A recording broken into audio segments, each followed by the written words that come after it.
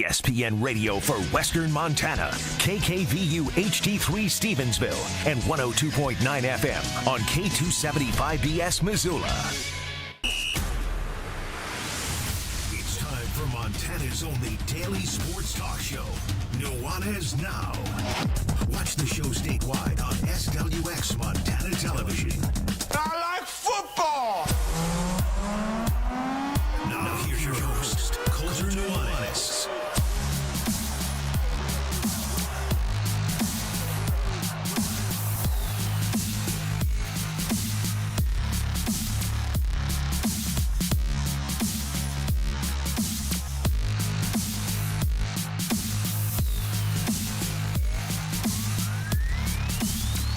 Yo, what's up, Montana? Welcome in.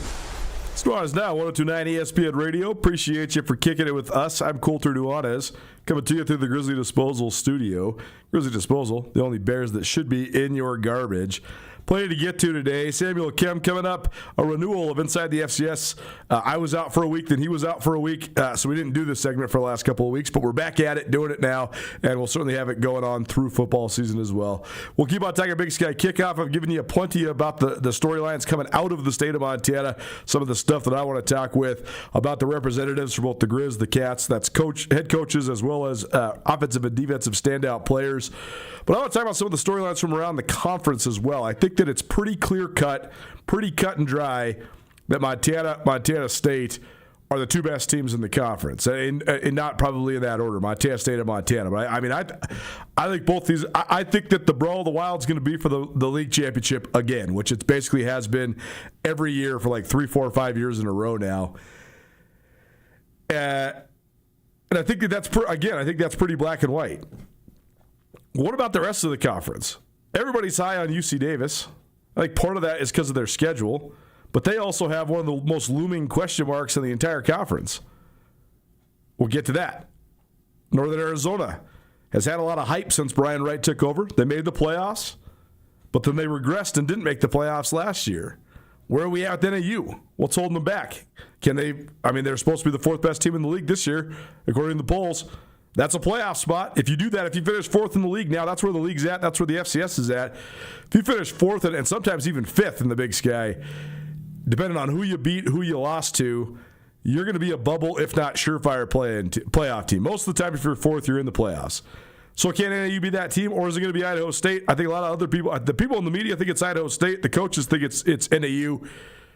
I don't know which one I think it is. NAU doesn't really have expectations, even though they're right there as the fourth team in the coaches poll. Idaho State has never really had expectations. Now they kind of do. So how do they handle it?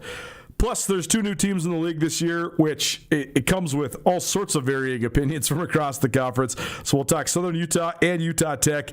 That will basically be the September of the Grizz and the Cats season, and also probably a big part of the show, because the Grizz open up with Southern Utah at home and the Cats open up at Utah Tech.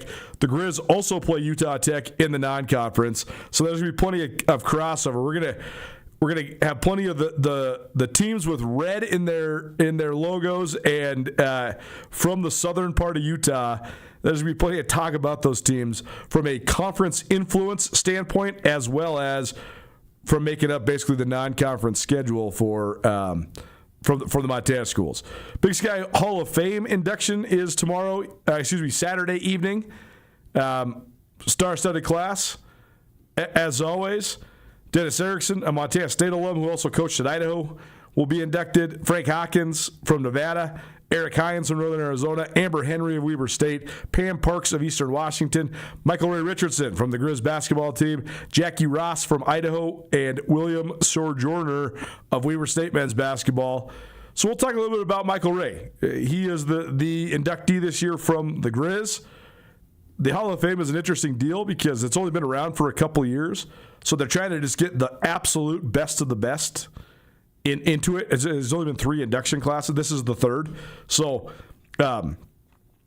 if you're wondering, like, okay, why isn't this guy? Why isn't that guy? They will be eventually, but they're trying to, get this thing started. And when you go to this Hall of Fame, or you peruse the inductees to see basically the most period successful athletes from across the gamut, with a high priority on letting as many schools as possible be involved as well. So we'll talk a little bit about Big Sky Hall of Fame. We'll also give you some This Day in Sports History. It's a fun new deal I've been doing, just sort of remembering back and looking, what went down on July 23rd, whatever year, right? And I got some fun ones for you, having to do with baseball, having to do with Tiger Woods and the majors. We're also going to talk some NFL, and we also have our latest sports medicine journal. This is a renewal of this. We haven't done this in probably 2 years. But I think it's very interesting to have sports medicine doctors talk just broadly about the most common or the most serious or both injuries in sports. So Dr. Tim Durkin from Missoula Sports Medicine, he swung by yesterday, and he and I will talk about Achilles injuries.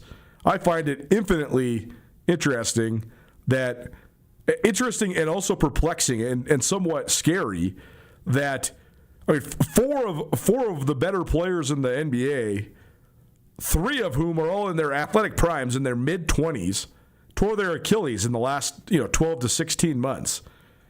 Jason Tatum and Tyrese Halliburton, those 2 guys were 2 of the 10 or 12 best players in the entire league. They're both on Team USA. They are among the best players in the world. For those guys to do that, especially on the biggest stage, Halliburton did it in the conference finals. Tatum did it right last year in the playoffs too. So what's up with that phenomenon, but also what does it mean actually to tear your Achilles? Is it preventable? What does it mean to come back from that? Why do you see more of a rash of this happening amongst younger players? Dr. Durkin and I talked about all this and more in this week's Sports Medicine Journal, so very much looking forward to that as well. So that's what's coming up. Appreciate you for kicking it here on 102.9 ESPN Radio. I had a couple funny things to share with you, but we're up against it, so I'll do that. We're not up against it. We got about 25 minutes still till we go to commercial break. You're lucky enough for us to give you 30 minutes of uninterrupted sports talk, at least a couple times an hour here. But we do have to get to Samuel and Kim. I'll share some of my fun tidbits and tease something cool as well soon. But right now, inside the FCS with one of our good buddies. Inside the FCS, back after a little bit of a hiatus. I was kicking it at the country club for a couple days, and Sammy was kicking it on a beach in Mexico. But now, all of a sudden, football season is here. You'll be able to find Samuel and Kim on a variety of channels. You'll be able to find him here on ESPN Radio each week with our Inside the FCS updates. You'll also be able to find him on his YouTube channel and the Samuel and Kim Show, which is off and running. It should be great during football season. You can also find him on a variety of other podcasts, including the Big Sky Breakdown podcast series as well. So what's up, man? Thanks for doing it. Here we are. Football's here.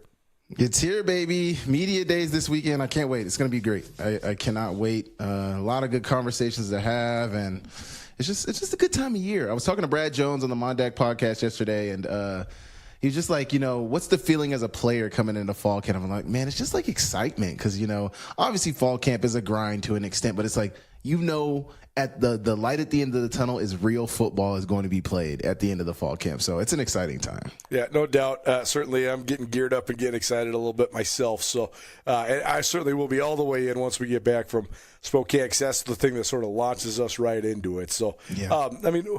You've done this from both sides now. So what was your experience like going to the Big Sky kickoff last year? And what did you learn there just from a media perspective that maybe you hope to learn that you hope to use this year? Man, be prepared. Last year, I thought I was prepared, and I didn't have my stand for my camera, so it kind of just fumbled everything. But just, have a plan, be prepared, know who you want to talk to, know the questions you want to ask, and just, have a really good laid-out plan for what you want to accomplish. Once you know what you want to accomplish, it makes it really easy. But when you kind of go into it and you're, not so sure, I might want to talk to this person, I might want to talk to this person. And, I'm very thankful to be working with Skyline so that I could kind of just go and, there wasn't huge pressure on me to get big interviews and stuff like that. So, I've appreciated being able to work with you and be there and see it and kind of just, learn as I go. Because now, year 3 going into it, I feel like I'm really, really aware of what to expect. Yeah, certainly preparation is key, and it's going to be interesting because we have an opportunity to now get some of the other thing that's really challenging about it is when you sit down at the table on Monday, you never know how many times has Thomas Ford answered this question about Idaho by the time you get there, right? Like Montana and Montana State, they know that we are the Montana media that's covering them. So generally they like give us a spot toward the front of the line. Like Bill Laverty at Montana State generally is like, hey, I'll bring my guys in 10 minutes before the whole thing starts so you guys can be first. So you're like getting the best stuff. And then usually Montana's pretty good about shuffling us to the front as well. But like then when you've been sitting in this room for 2 hours and, you know, this coach or Cody Hawkins or Thomas Ford or whoever. That's why I will once again say, and I know you said this too, sit the coaches up. Hey, your time is going to be 12 p.m. All the media is going to be there. You're going to get center stage, and everybody can ask every question they want for 30 minutes. For the 6th year in a row, Montana State, the consensus pick to win the Big Sky Conference Championship. They were voted number 1 by the media and the coaches. This has been the status quo since 2021.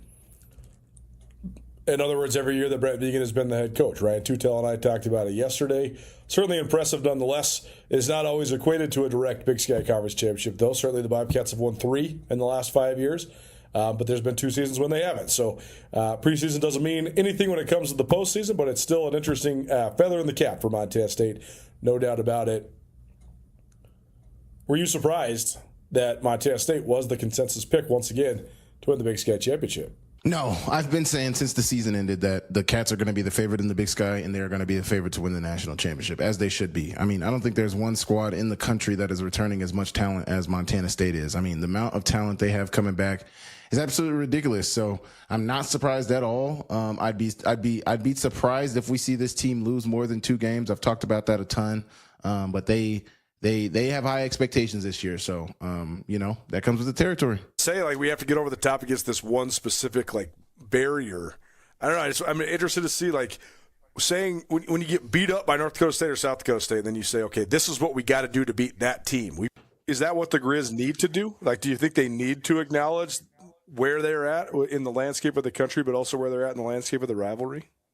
Yeah, I mean, just to be real, they lost in 2024 in the rivalry. They lost in 25 to the rivalry. And honestly, since Hauck has been back, they have not really dominated the rivalry the way people would expect them to. And honestly, like, you don't necessarily need to dominate the rivalry to the level of Montana State, but just be more competitive consistently in the rivalry. Like, you know, it shouldn't be a blowout when you go to Bozeman. Yeah, you're in rival territory. Yeah, you're in a hostile environment, but it should be closer. And I think part of that comes with acknowledging that, like, hey, they are simply a better team than us. And that may fire up the players more. Like, that's another thing. Like, you got to kind of learn your team, learn what motivates them, learn what drives them. And maybe that is something that'll drive. I mean, I know that would drive me like, hey, you think these guys are better than us? Let's go show them that they're not. But simply ignoring the fact that they are the better team, the fact that they are, you know, they have been playing the better ball consistently, I think is going down the wrong track. You do need to acknowledge them. You do need to say that, yeah, they're better. They're phenomenal. They're strong. They're like, and which Hauck did, but like,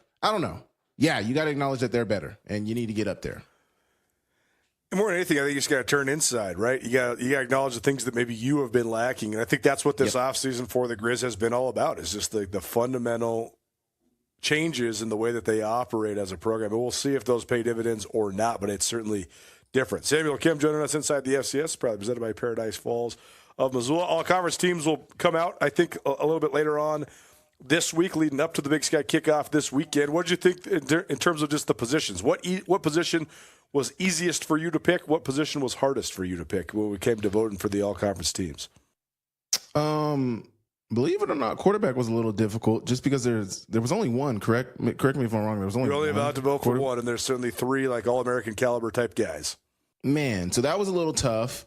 The easiest position for me was probably running back. I can't remember if we got 2 or 3 running backs, but I think just 2. But it was pretty easy to pick the top 2. Pretty easy. Eli Gilman, Adam Jones. The toughest position, honestly, for me, even though you only get one quarterback, there's really, for me, if there's only one, it's out of the 2 that you're going to pick. But lineman was really hard for me, offensive lineman and defensive lineman, because it's just kind of tough, especially, you know, voting. I wish they had like an other, or I wish they had a write-in, because there's certainly some names I might have written in. Like, yeah, maybe because preseason, you're guessing, like you're saying. So if they're a preseason all-conference guy, and I'm asking a question here, that means you think by the end of the season they are going to be somebody who is an all-conference guy, correct? Correct.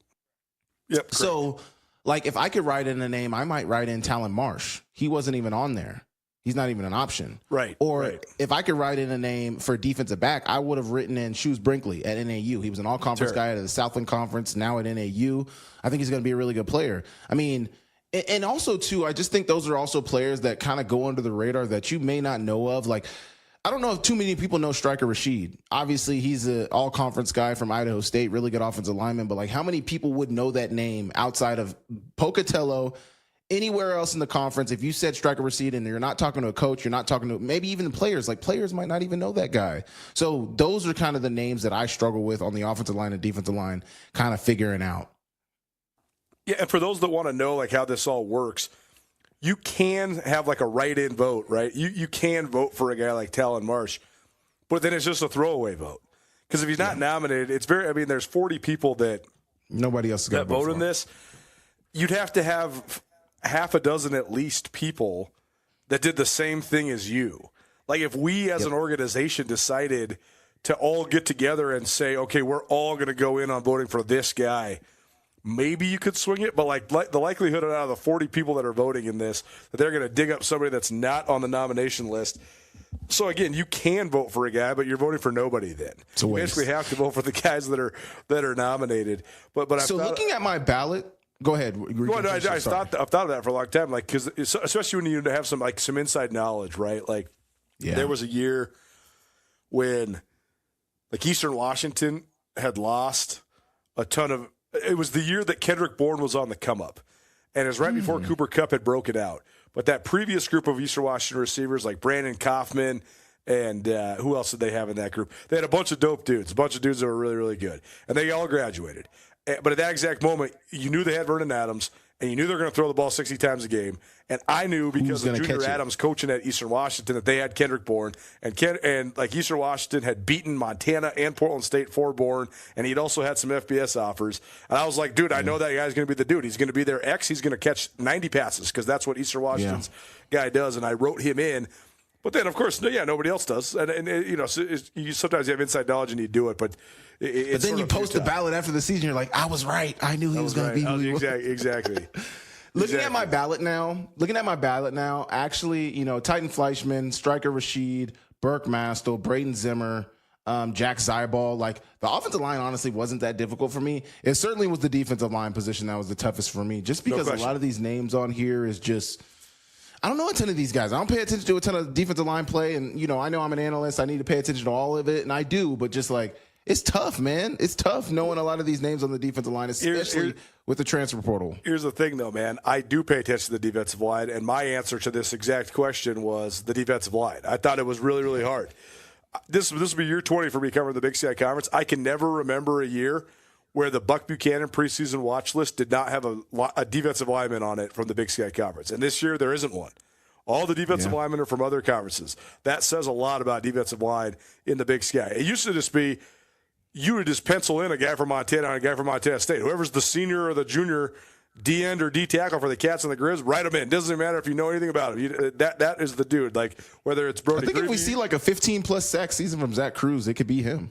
No question. I voted for Cruz because Cruz is the guy that had the most production coming back. I think he had 7 sacks last year as sort of the third D-end in that rotation. So, I did vote for Cruz, but like that's not a slam dunk. I mean, he's never been a full-time starter, right? For the Grizz, everybody's a mystery. Like who knows who plays where, the new scheme, how it influences stuff. I like the interior guy from Weber. I thought he was the guy that was the easiest to vote for. But then some of the rest of the guys, like the dude from NAU, transfer. Southern Utah, multiple transfers. Utah Tech, transfer. Like all the guys they nominated were transfers. Those guys never even played in the league. So I thought Isaiah Perez from Eastern was the easiest. So I thought so too. The 3 guys, so I was like, okay, boom, boom, boom. It was Perez number 1, Cruz number 2, the dude from Weber number 3. Then I had to research all the rest of those guys. Yeah. No, I like Perez for sure, no doubt. What do you make of that, though? There's been so much talk about Eric Sanders being hired from Eastern Washington as the defensive coordinator for Montana. And I've heard from so many Grizz fans this offseason, oh, man, Eastern Washington's defense was terrible last year. Why we hired their D coordinator? I thought down the stretch, Eastern Washington's defense was actually better. And they had 2 dudes that landed not just on the pre. That I mean, we have first team. Yeah, we haven't seen the All Big Sky list, but on the All American list, Jalen Jenkins was first team, Isaiah Perez was third team. So that's 2 dudes. And Eastern Washington took Montana took the D-line coach and the safeties coach from Eastern, who coached those two guys who are preseason All-Americans. So maybe Jalen Johnson and Wes Nurse, the two assistants that come with Eric Sanders, deserve a little bit more credit for what Eastern did on defense last year. Maybe that's a cause of optimism for Grizz people. I don't know. I would say I'm hesitant as well, because what have you done for me lately? Obviously, yeah, we can say Jalen Jenkins was an all-conference guy. Isaiah Perez was a third team or honorable mention. I can't remember exactly what he was, but he was all conference guy as well. Like, yeah, you've coached up some good players, and maybe it was a talent issue at Eastern. Maybe it wasn't a scheme issue. But what we saw was a defense giving up on average 31 points in 2 seasons, and that's not very strong. So I just need to see it. I need you to show it to me a couple of weeks in a row, and then I can get, especially, I was talking about this with Brad Jones on the Mondeck Show. They got a pretty easy non-conference schedule. Outside of Oregon State, they get 3 home games straight with Southern Utah, Drake, and Utah Tech, I believe, is their third non-conference game. Or I guess that would be a conference game. Well, no, that counts as a non-conference game, wouldn't it? It's either all confusing. Utah Tech and Southern Utah are playing non-conference games. Southern Utah is a conference game. Yes, right. But they're in the conference this year. Game. Yeah, it's all confusing. Either way, you get some pretty easy non-conference games, some pretty easy early games. I'll call them early games because Southern Utah is a conference game. You get some pretty easy early games to start the season. That'll be the test for me. And especially, too, because I think the defensive line is the biggest issue. And I think Southern Utah has been one of the teams that has run the ball the best. You think about Tarhi Lamson in 2024, 1,900 rushing yards. You think about Joshua Dye last year, over 1,800 rushing yards. They've had some really good backs, and that comes with really good offensive line play. I think that'll be a good test for Eric Sanders and the Montana defense to start the season, to see what that linebacker, that front seven, is really working with. Samuel Kim inside the FCS here on Nuanez Now, 102.9 ESPN Radio. So then the polls, I mean, my poll was exactly as the coaches voted. And the only real difference between the media poll and the coaches poll when they announced was NAU and Idaho State were flipped. The coaches think NAU's 4th and Idaho State's 5th. The media thinks Idaho State's 4th and NAU's 5th. And then it was a little bit of a difference between Southern Utah and Idaho as well.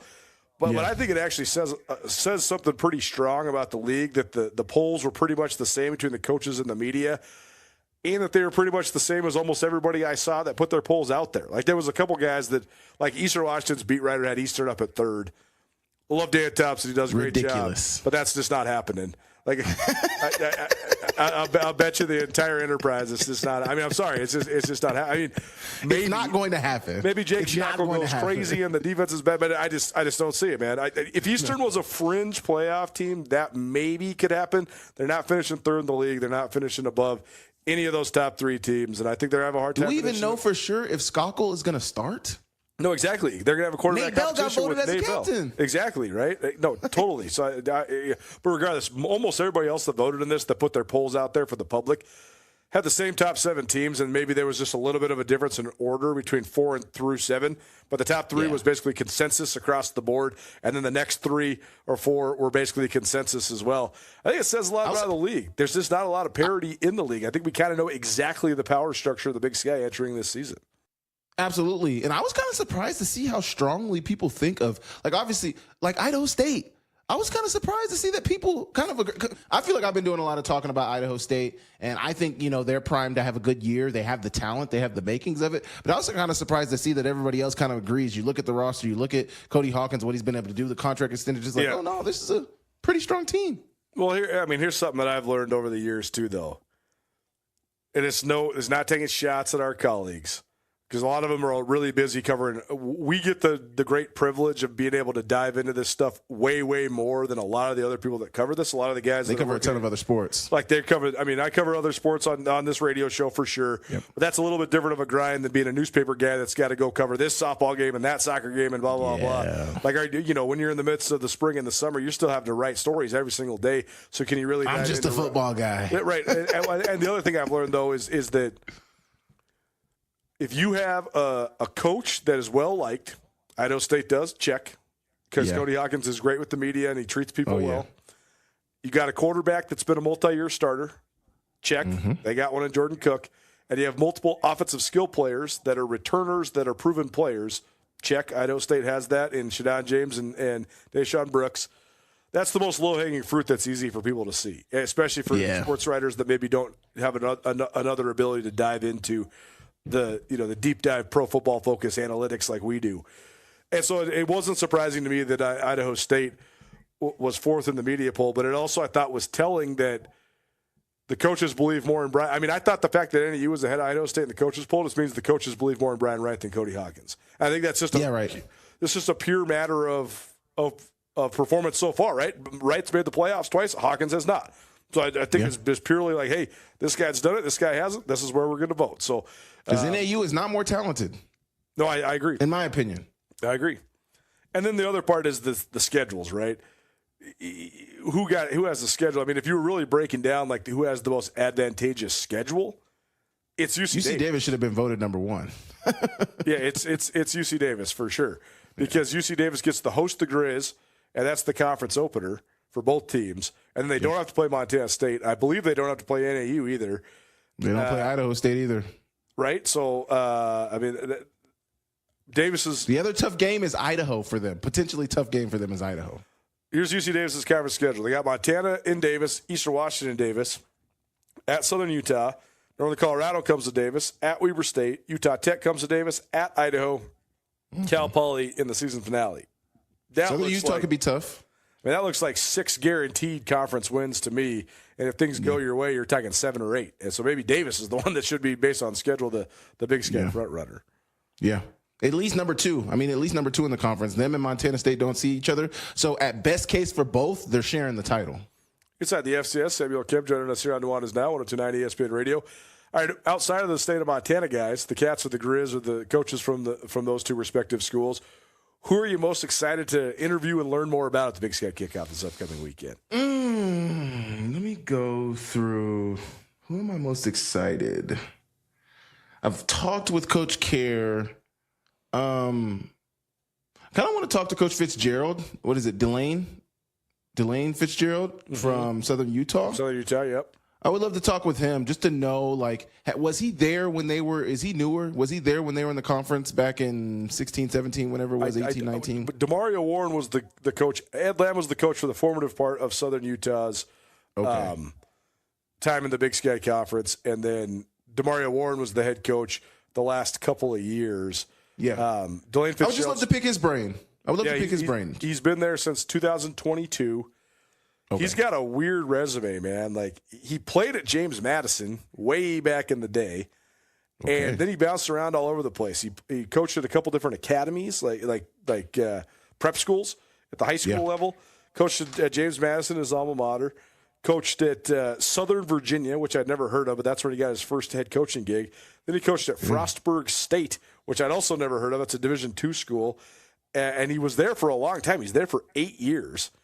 But was really good. I mean, went 62-19 during his time at Frostburg State. You win a natty? Did not. I think that they were a little behind. I mean, they made it to the quarterfinals of the Division II playoffs. It looks like 3 times, and they finished in the top 10 3 times. 62-19? What? But then at Southern Utah, I mean, they've been over 500 3 years in a row, but haven't been good. Necessarily been able to break through. But that's an interesting one. Yeah, I knew next to nothing about him before I started doing my prep for this as well. So yeah, that's a good one. I'm interested to see that as well. And then Tim Skipper at Cal Poly.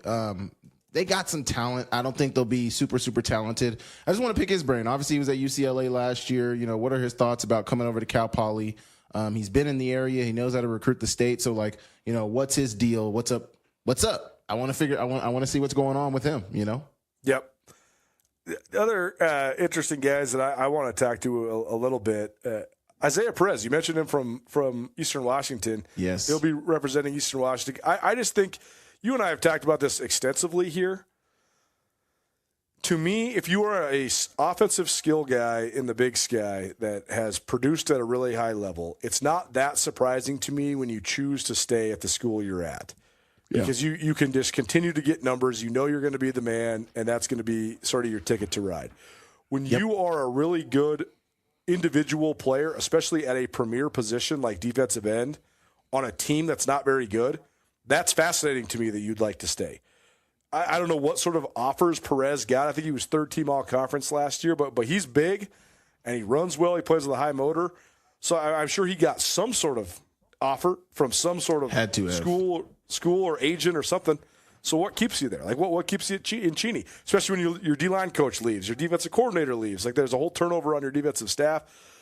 It has to be a good story, right? I don't know if it's because of family connections or if because he's just invested in it, but that's an interesting one, certainly. And you've talked to Eric Carr at Weber State, but I want to talk to him as well. I want to see what he thinks it's going to take to get Weber back to where they need to be, but also where they should be as well. And then the other guy I want to talk to, who I talked to multiple times last year, but I just want to see where his mindset's at, is Joshua Wood. I think he's a really charismatic dude, the quarterback from Idaho. I think he's really talented.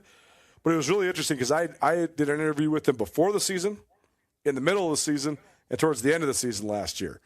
And you could tell it had worn on him a little bit. Like they lost 5 in a row. The season had worn on him? Yeah, the season had worn on him. Like they lost 5 in a row down the stretch. He had that stretch where he missed some games, so I think that was really frustrating for him. Yeah. And I just want to see where he's at. Because, I mean, that could be something that could really motivate a guy throughout an offseason, or it could be something that really messes with the guy's mind. So I'm interested to see where his mentality's at, too. You know who I'm also interested to speak to? Devin Brown, the Weber State quarterback. He's going to be there, correct? Mm-hmm. So one thing I was looking at in my research is not only has he been at Ohio State and he's been at Cal, but he actually played for Coach Kerr at Corner Canyon for his senior season.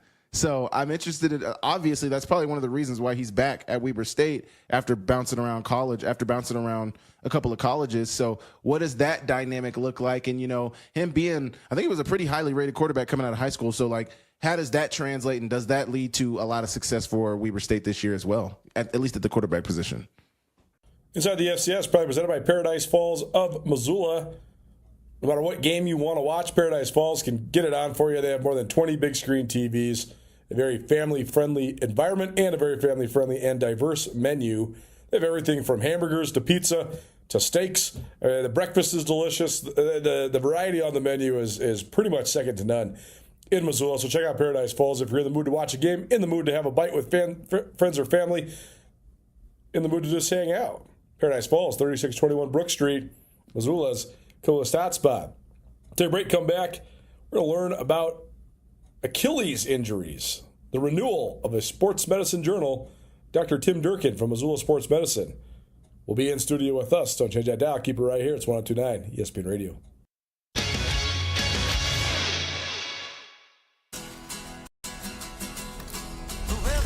Around here, we see a lot of people head out. No matter where they're going, we just make sure they're ready. Before you hit the road, get a pre-trip safety check at Les Schwab Tires. It's free. Plus, this May, save up to $200 on select sets of 4 tires. If we can't guarantee it, we won't sell it. At Shields, we're anglers, endlessly seeking and refining techniques. We're hunters and storytellers, because we've been out there. We're experts that put products and gear to the test, so we can share that knowledge with you. At Shields, we understand your outdoor journey and the path you're on, because we walk it too, every step of the way. Shields, right there with you. Mountain Town Vacation Rental Management, your local partner for vacation rental success. We provide a fully customized hosting experience tailored to your needs and goals. Your home is listed on every major site, helping you maximize visibility and bookings. And our local team is available 24/7 to handle guest needs and booking inquiries. Let us take the stress out of managing your vacation home. Contact us today at mountaintownvrm.com or give us a call at 406-369-3080.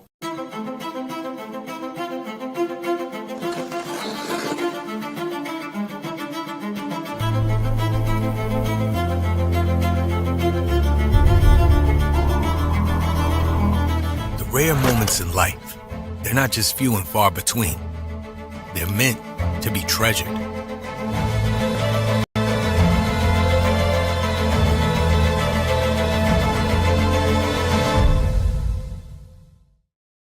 Bring the whole family to the Stone of Accord for a wonderful brunch. From traditional comfort food to eclectic specials, there's something for everyone to enjoy. And it wouldn't be a proper Missoula brunch without an Irish coffee and a mimosa. The Stone of Accord, Irish fare with Montana flair. Restaurant, liquor store, and casino. At the Stone of Accord, we use the freshest ingredients to create our homemade traditional Irish classics, fresh salads, and creative specials. Come enjoy our warm, family-friendly atmosphere. The Stone of Accord, Irish fare with Montana flair. Restaurant, liquor store, and casino.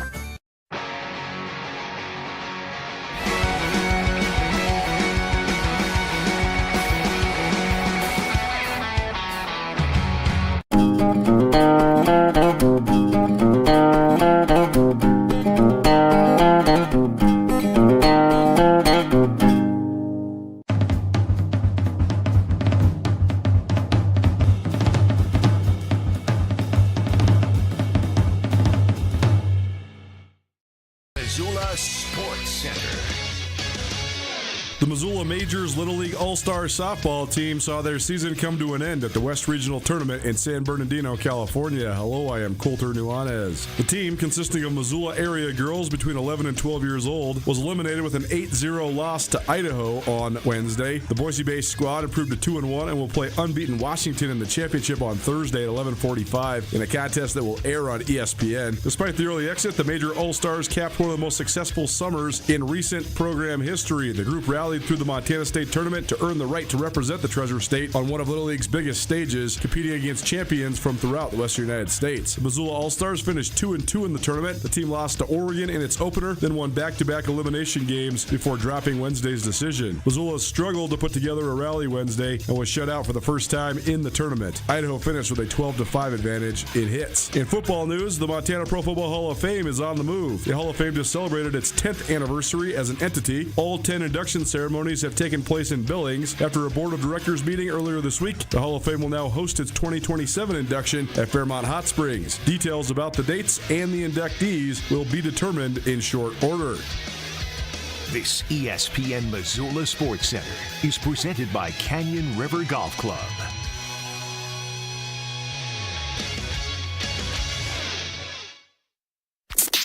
This is Nuanez Now on 102.9 ESPN Radio Missoula.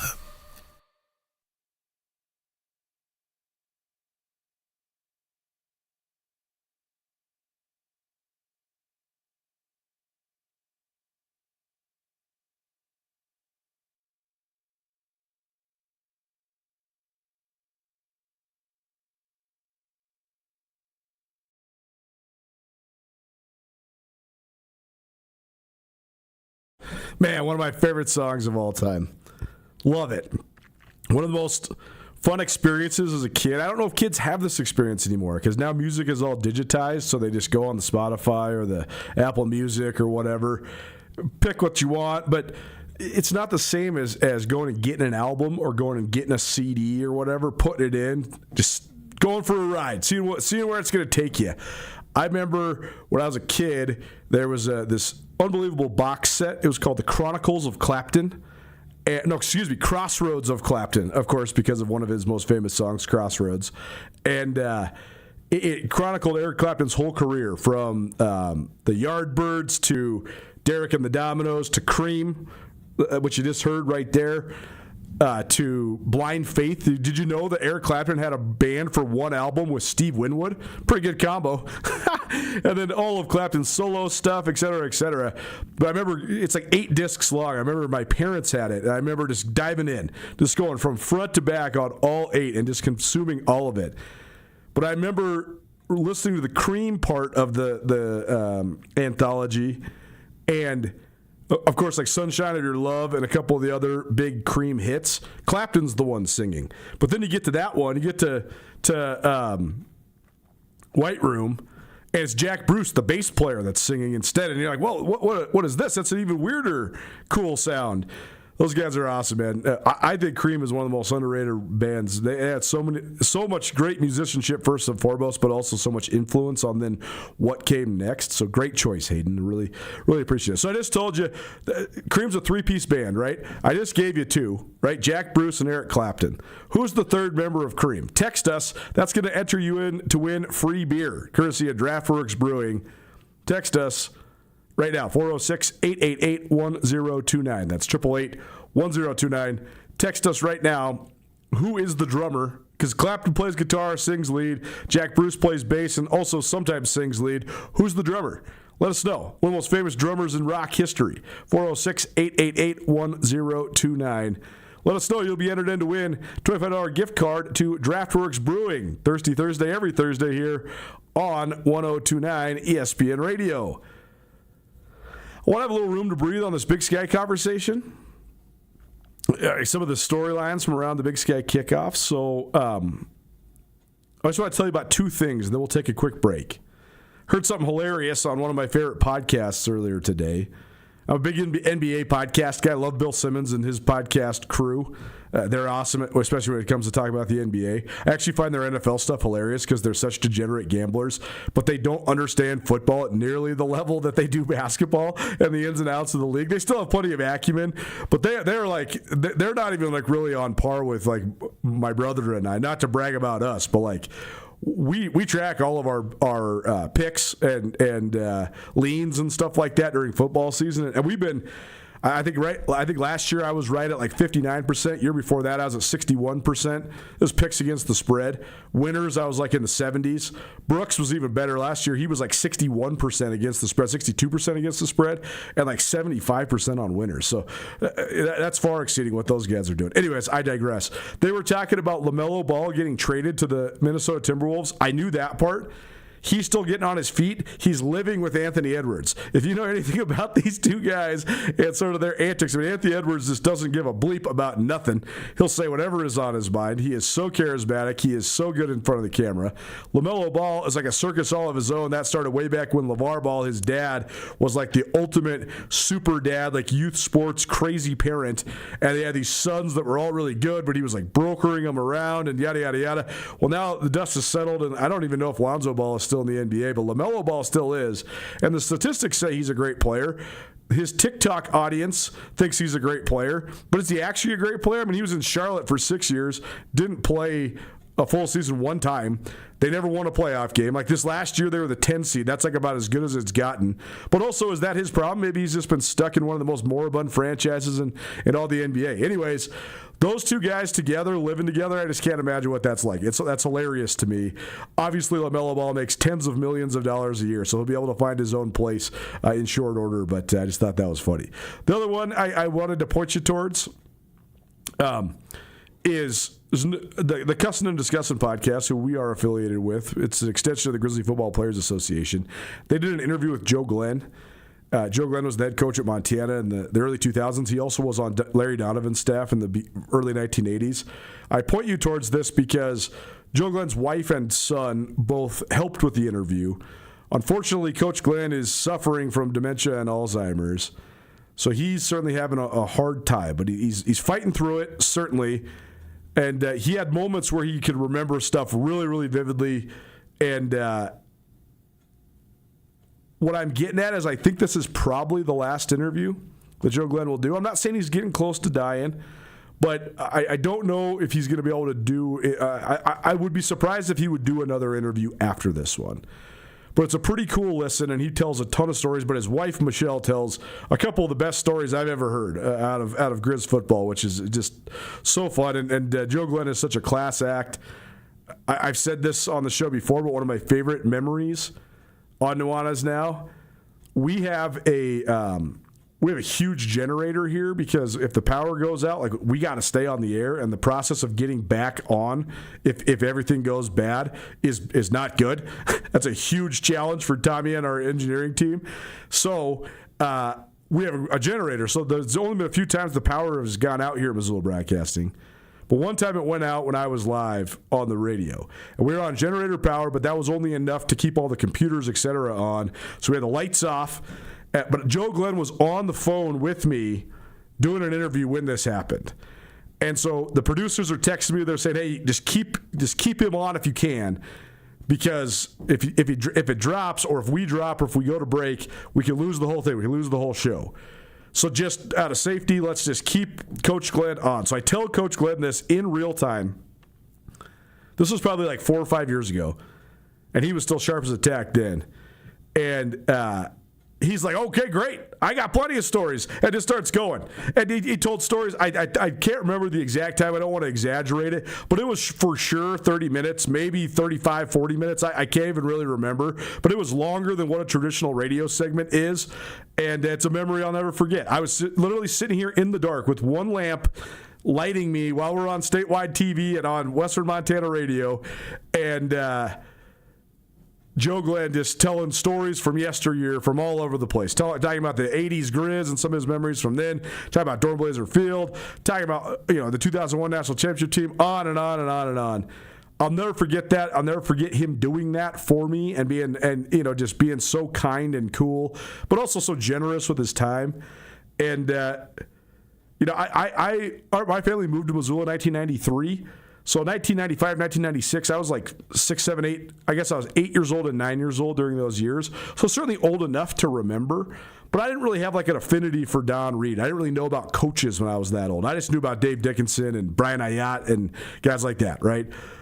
The players.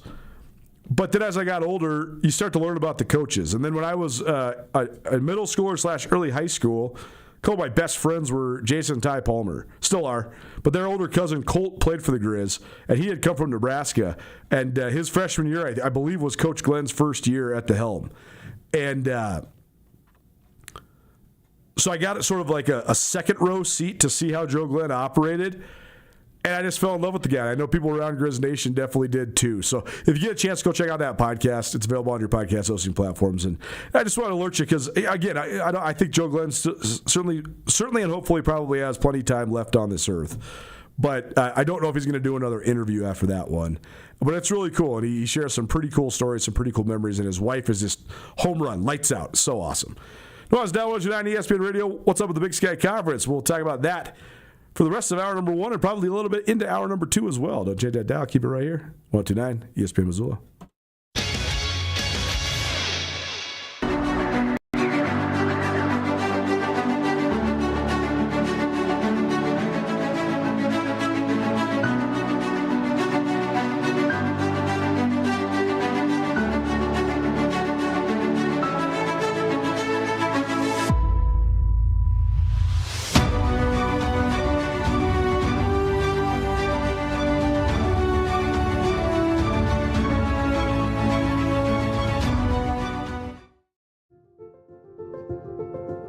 Life can change in an instant.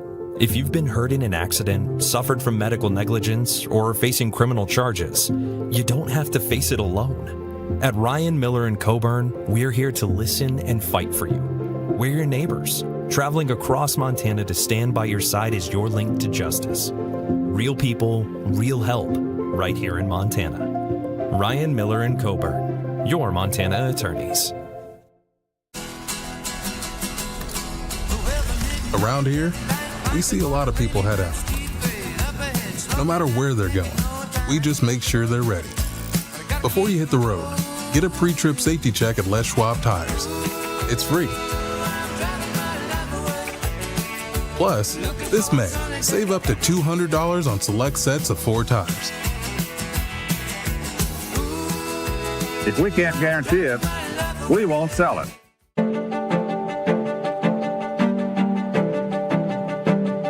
Life's about the journey, not the destination, right? Why can't it be about both?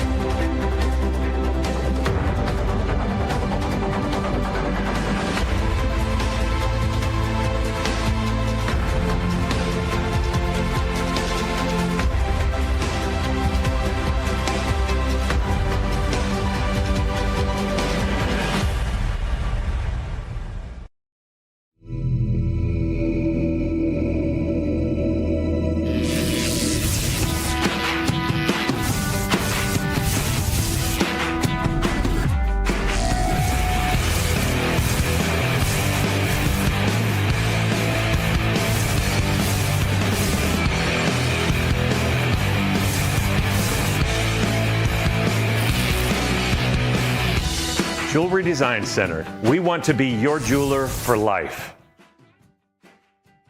Now on ESPN Radio.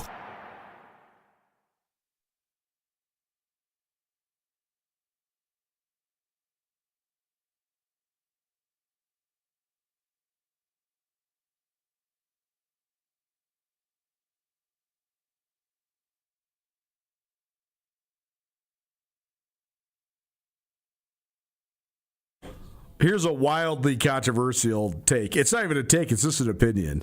Tommy's going to unplug the radio if he hears this. And Hayden might actually kill me too.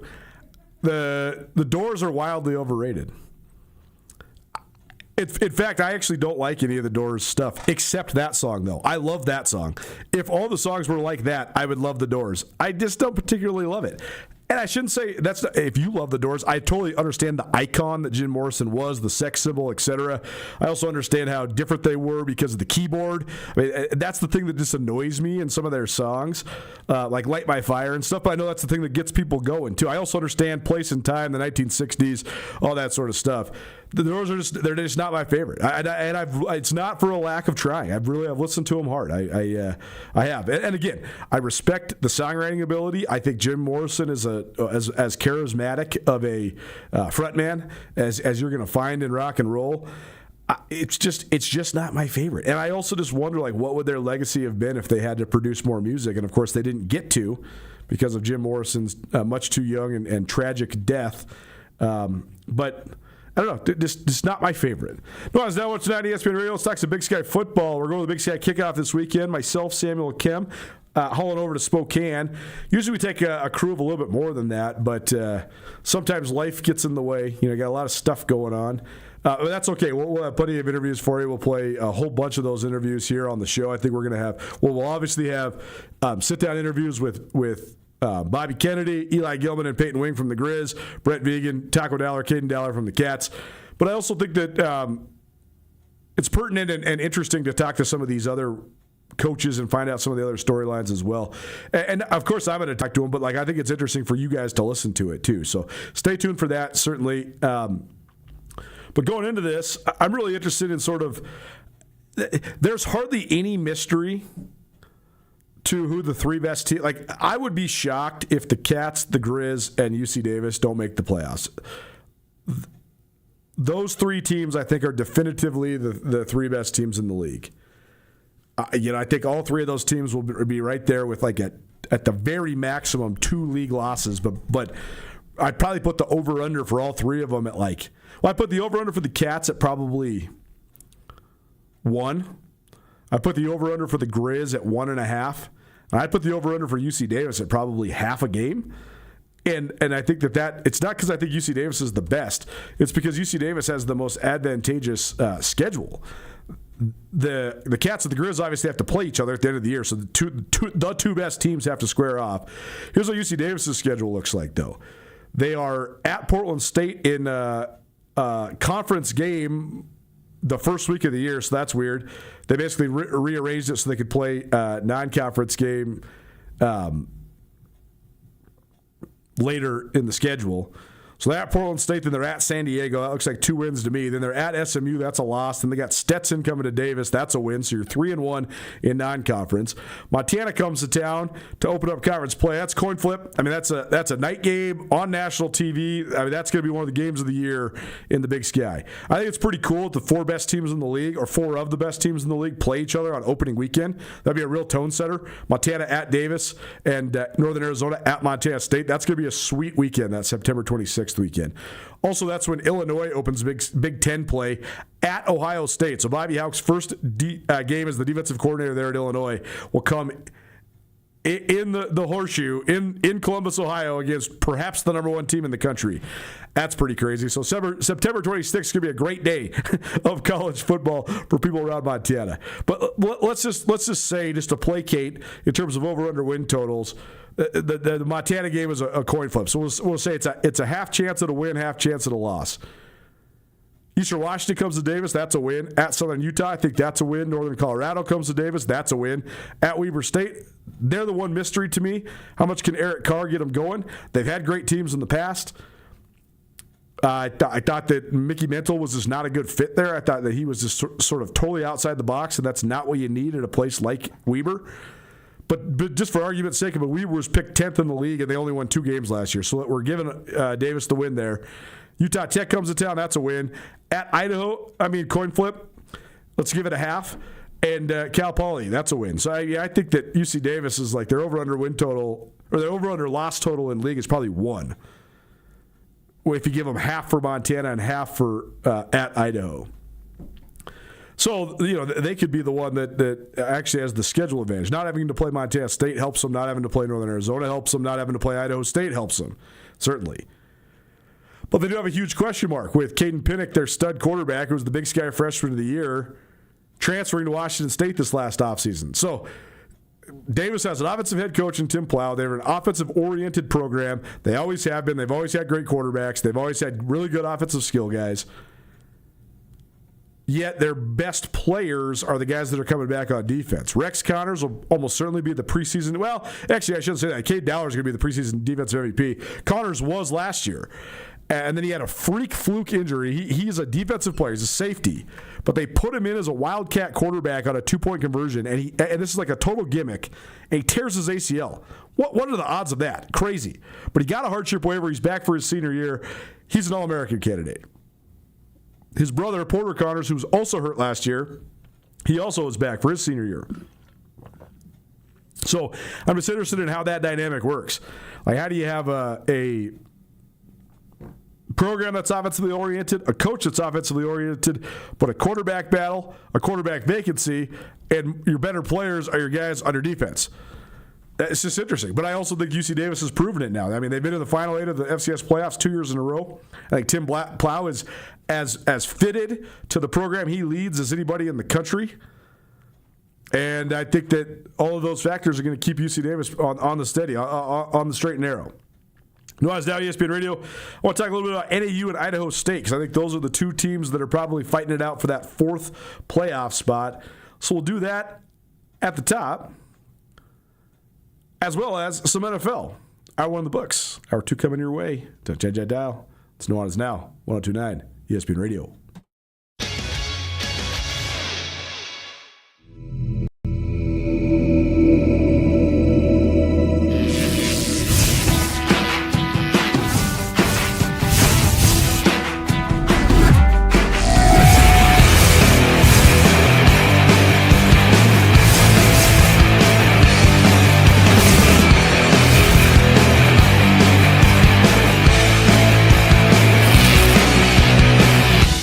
Jewelry Design Center. We want to be your jeweler for life.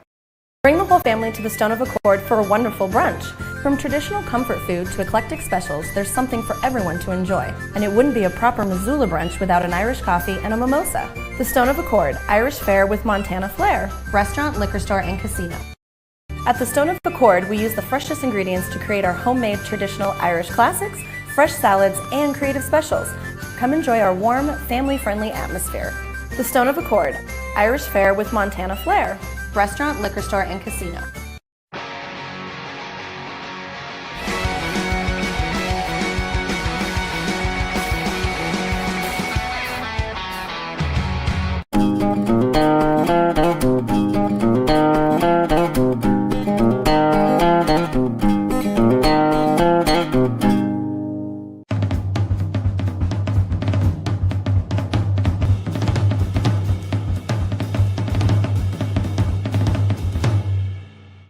In honor of our great nation's 250th anniversary, Mattress Firm is having its biggest 4th of July sale ever. The entire lineup of top-rated mattress brands are on sale with prices starting at $149 up to top-of-the-line mattresses with lifetime warranties. Get the sleep you deserve with payments starting at $39 a month. Mattress Firm has pillows, sheets, adjustable bases, all on sale too during their biggest 4th of July sale ever. Locally owned and nationally known Mattress Firm. Mattress Firm, where it's easy to get a great night's sleep.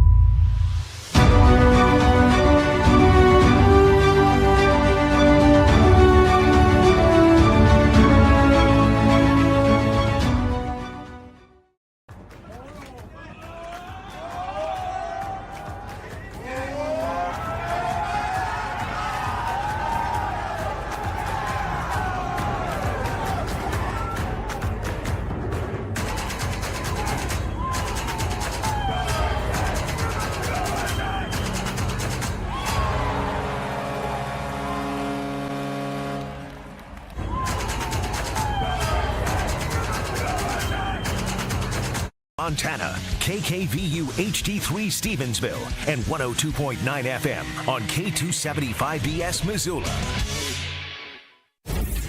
ESPN Missoula Sports Center.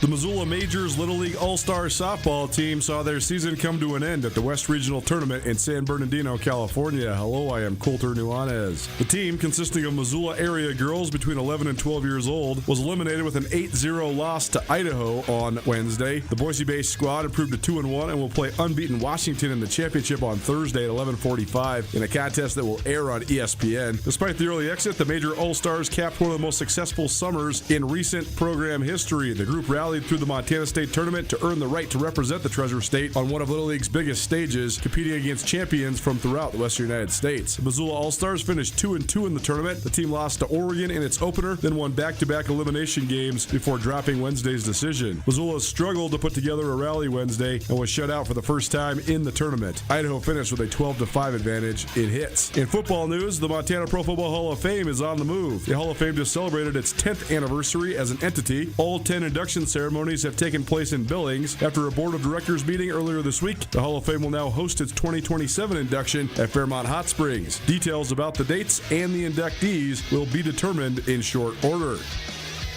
This ESPN Missoula Sports Center is presented by Canyon River Golf Club.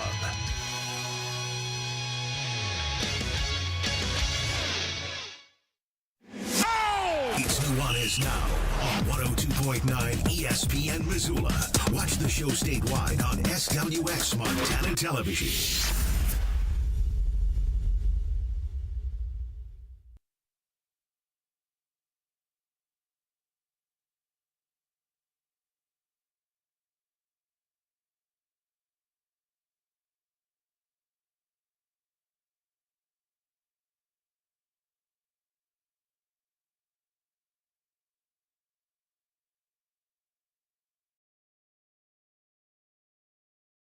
Hayden's feeling very 60s today.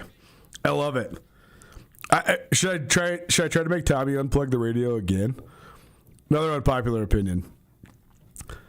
The 60s version of the Rolling Stones is better than the Beatles. Tommy's actually recording his show across the hall on the trail with his relatively newborn baby. She's just sleeping. So he actually probably isn't going to be mad. How could you be mad when you're in such a state of zen? Nuanez Now, 102.9 ESPN Radio, SWX Montana Television, and the ESPN MT app. Colter Nuanez coming to you through the Grizzly Disposal studio here at the Missoula Broadcasting Company. Grizzly Disposal, locally owned, veteran owned, and the only Bears that should be in your garbage. If you missed anything in the show, plenty of talking points. Samuel Kim inside the FCS.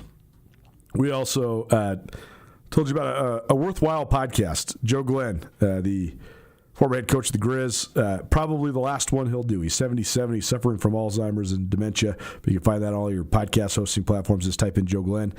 And we also talk some Big Sky Conference football. Tommy's outside the window now. I got tattled on. Hayden's tattling on me. No, not Tahiri. This is like in wrestling when they come into the side door.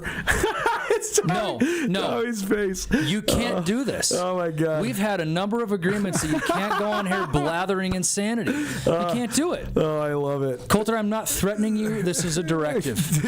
Tommy to is, end the show gracefully and say goodbye forever, because I'm shutting the transmitter off. We're going down. Okay, time out. While you're here, we don't have to have the Rolling Stones Beatles argument because we already had that. Because plenty of you're times. wrong. What do you think of the Doors?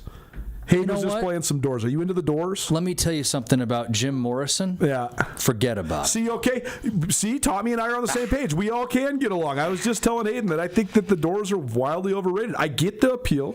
Like he's the musicians are great. No, there's no doubt. And the songwriting's good and stuff too. And I get it. Jim Morrison was a sex symbol, dead too young, all this stuff. But it's just not for me. It's not for me either, man. See, we can't get along on this stuff. Well, okay, just because by mere coincidence You also agree that one of the most iconic rock stars of the 60s is also not all that? Yeah. That doesn't mean we're going to get along here because you still have warped and twisted ideology.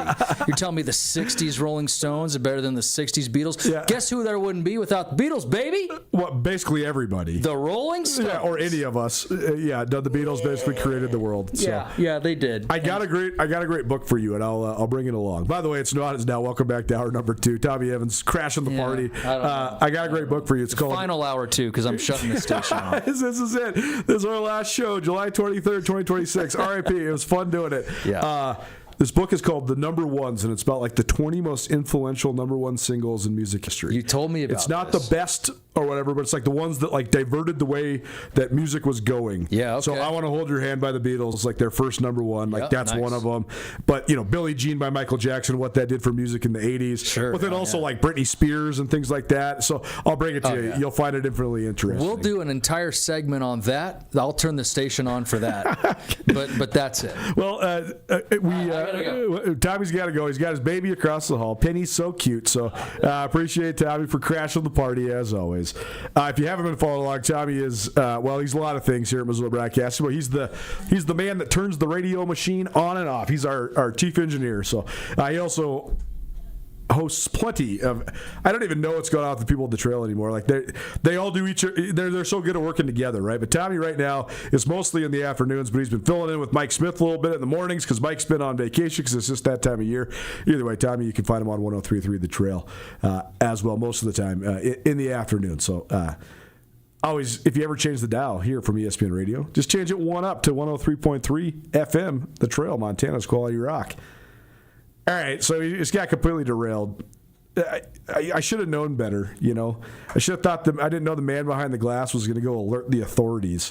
But here we are. Sorry I narked on you, Coulter. No, it's okay. We need more Tommy in here anyways. I mean, Tommy's hilarious when he comes bursting in the door. It's just like in the Royal Rumble or something, WWF, WWE. So, okay, here's what we're going to do. Quickly, we got to give a shout-out to our good friends at the Mo Club. The Mo Club is not only the best burger joint you're going to find, pretty much anywhere, but also it's just an awesome gathering place.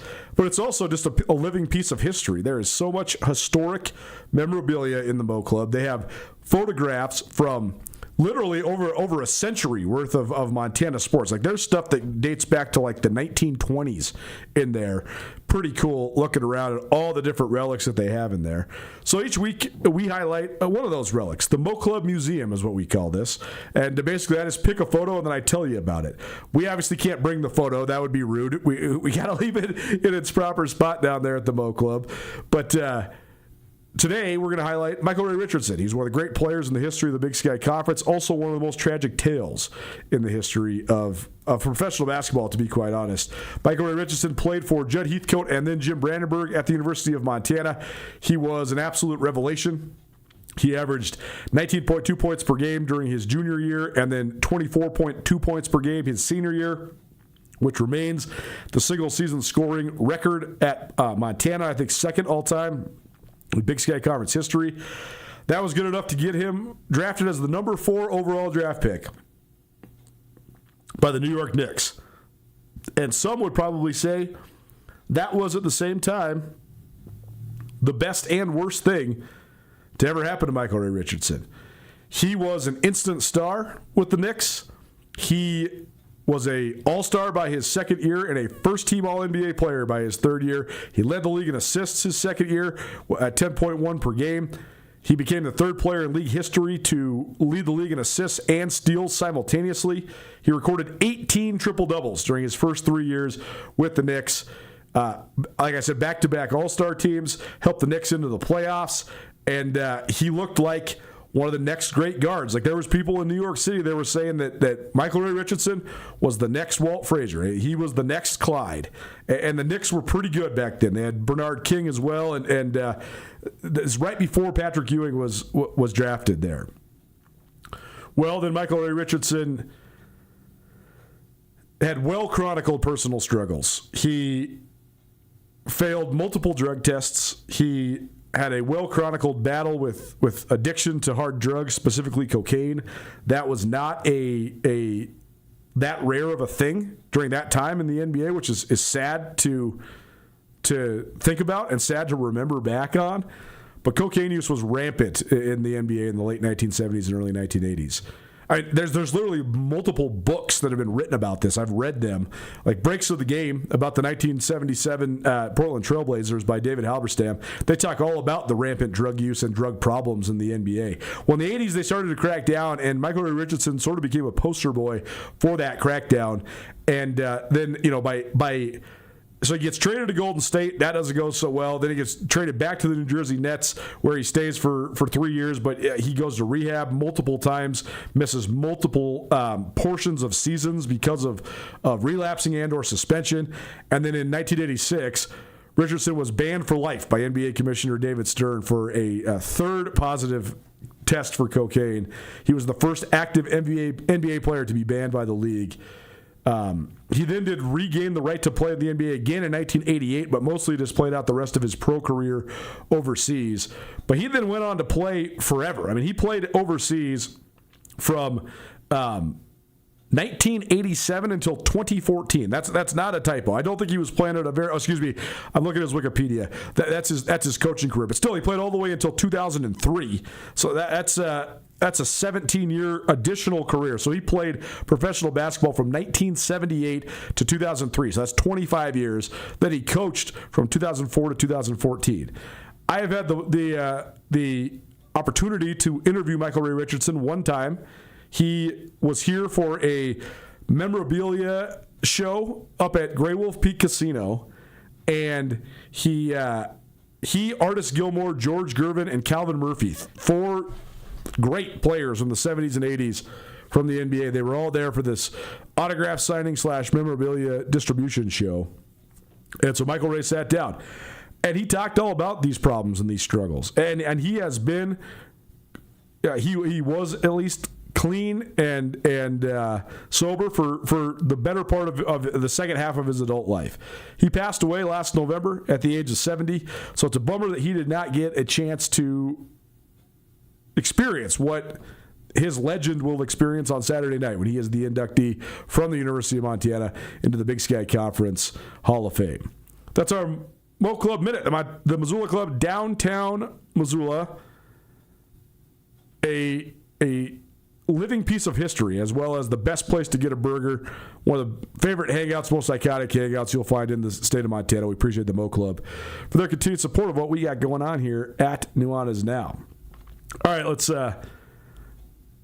transition. I'm gonna let Hayden steer the ship here for a minute. What do you think? Should we go NFL? Should we go Big Sky Conference? I'm making you ask me a question, so you tell me what your best question is or what your best talking point is, and we'll just take it that way. We're going to talk football here for the next probably 20 minutes. All right, I got a good one here for you. Okay.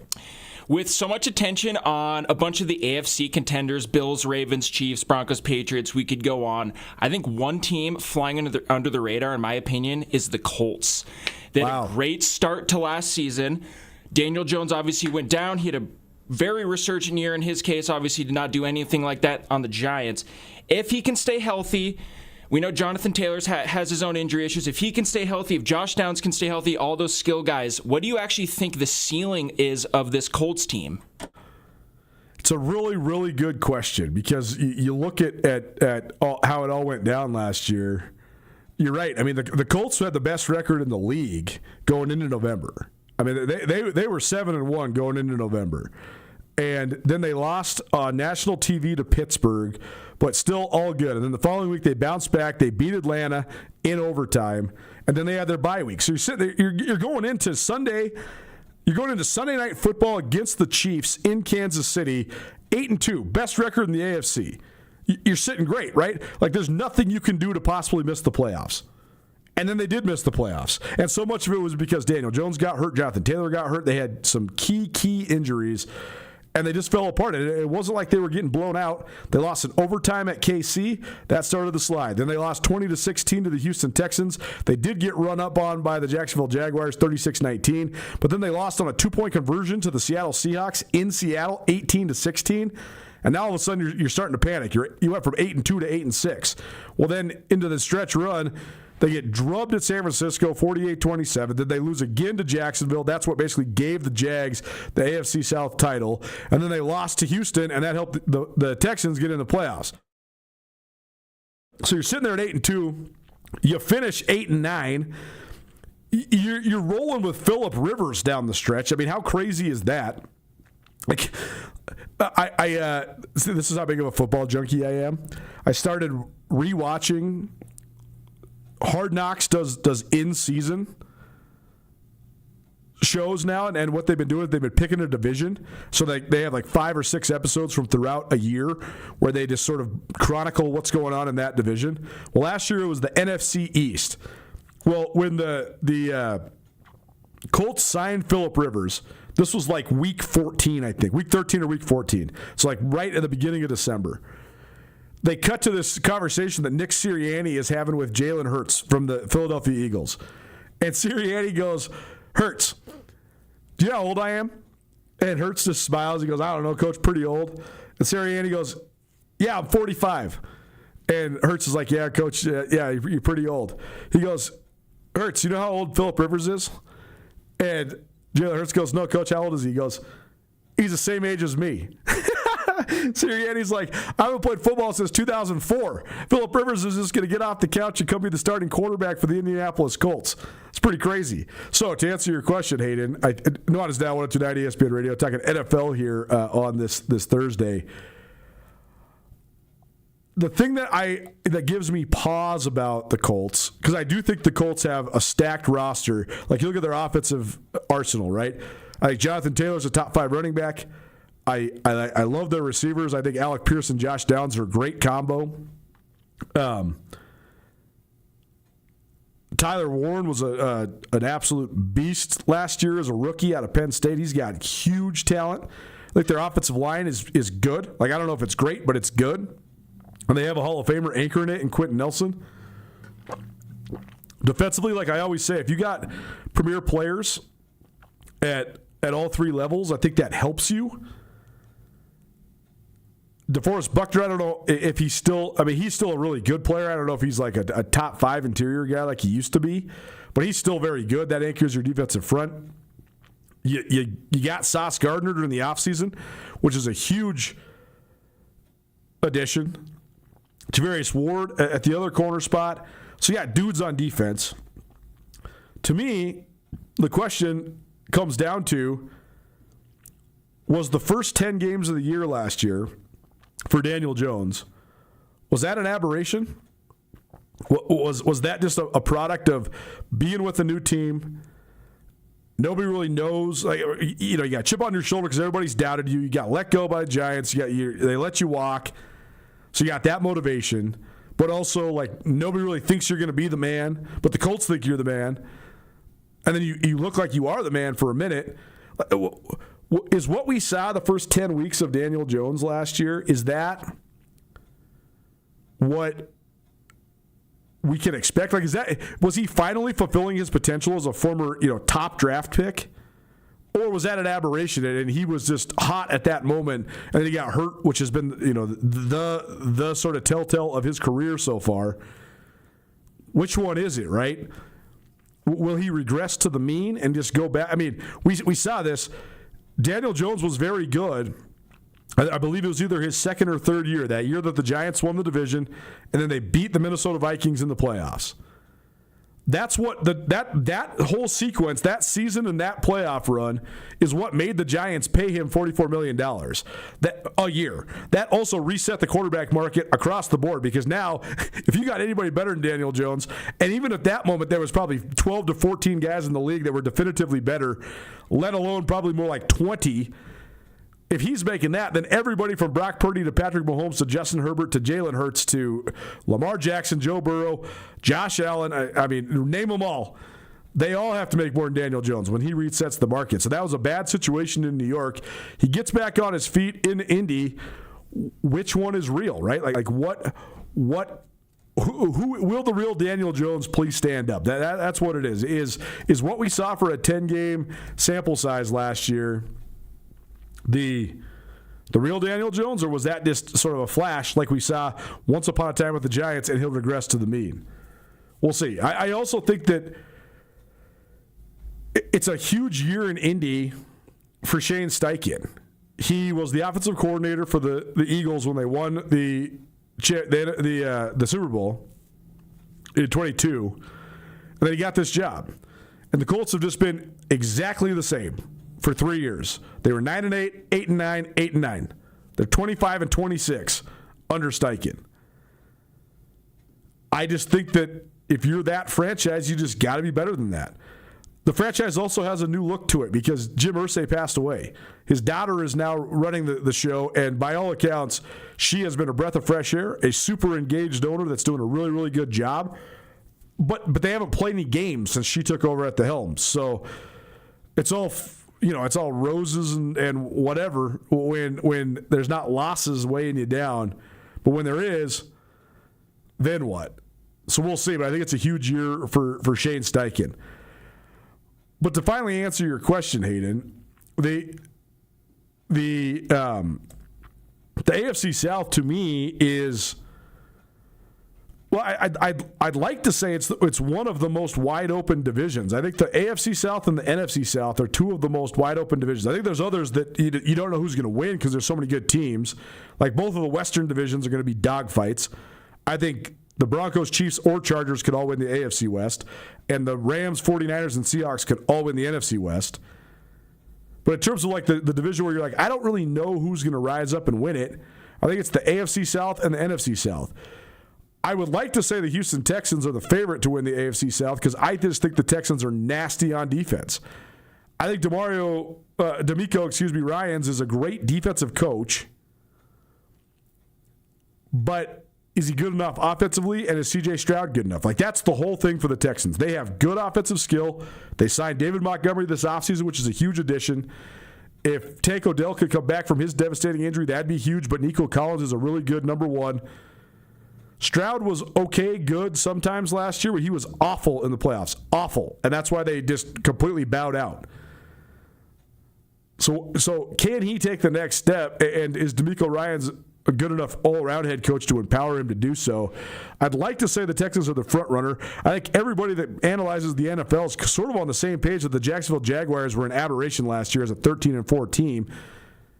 So they're going to come back to the pack, but maybe not. Like maybe they got it. Maybe Liam Cohen is. I mean, he was the coach of the year last year.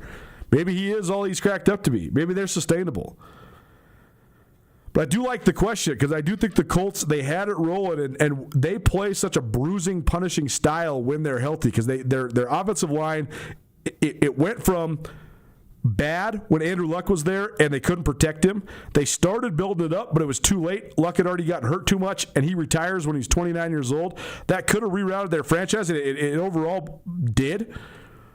But they had these great talents at offensive line, which then those guys that became one of the three best offensive lines in the league. Well, a lot of those guys are still there. They're just older.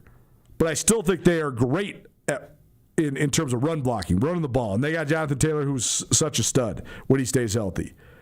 It's the pass blocking that maybe is a little bit concerning, and that's also then concerning for a guy like Daniel Jones, who is above average, if not elite, in terms of moving in the pocket, but has also been very injury-prone because of his ability to move in the pocket and not protect himself.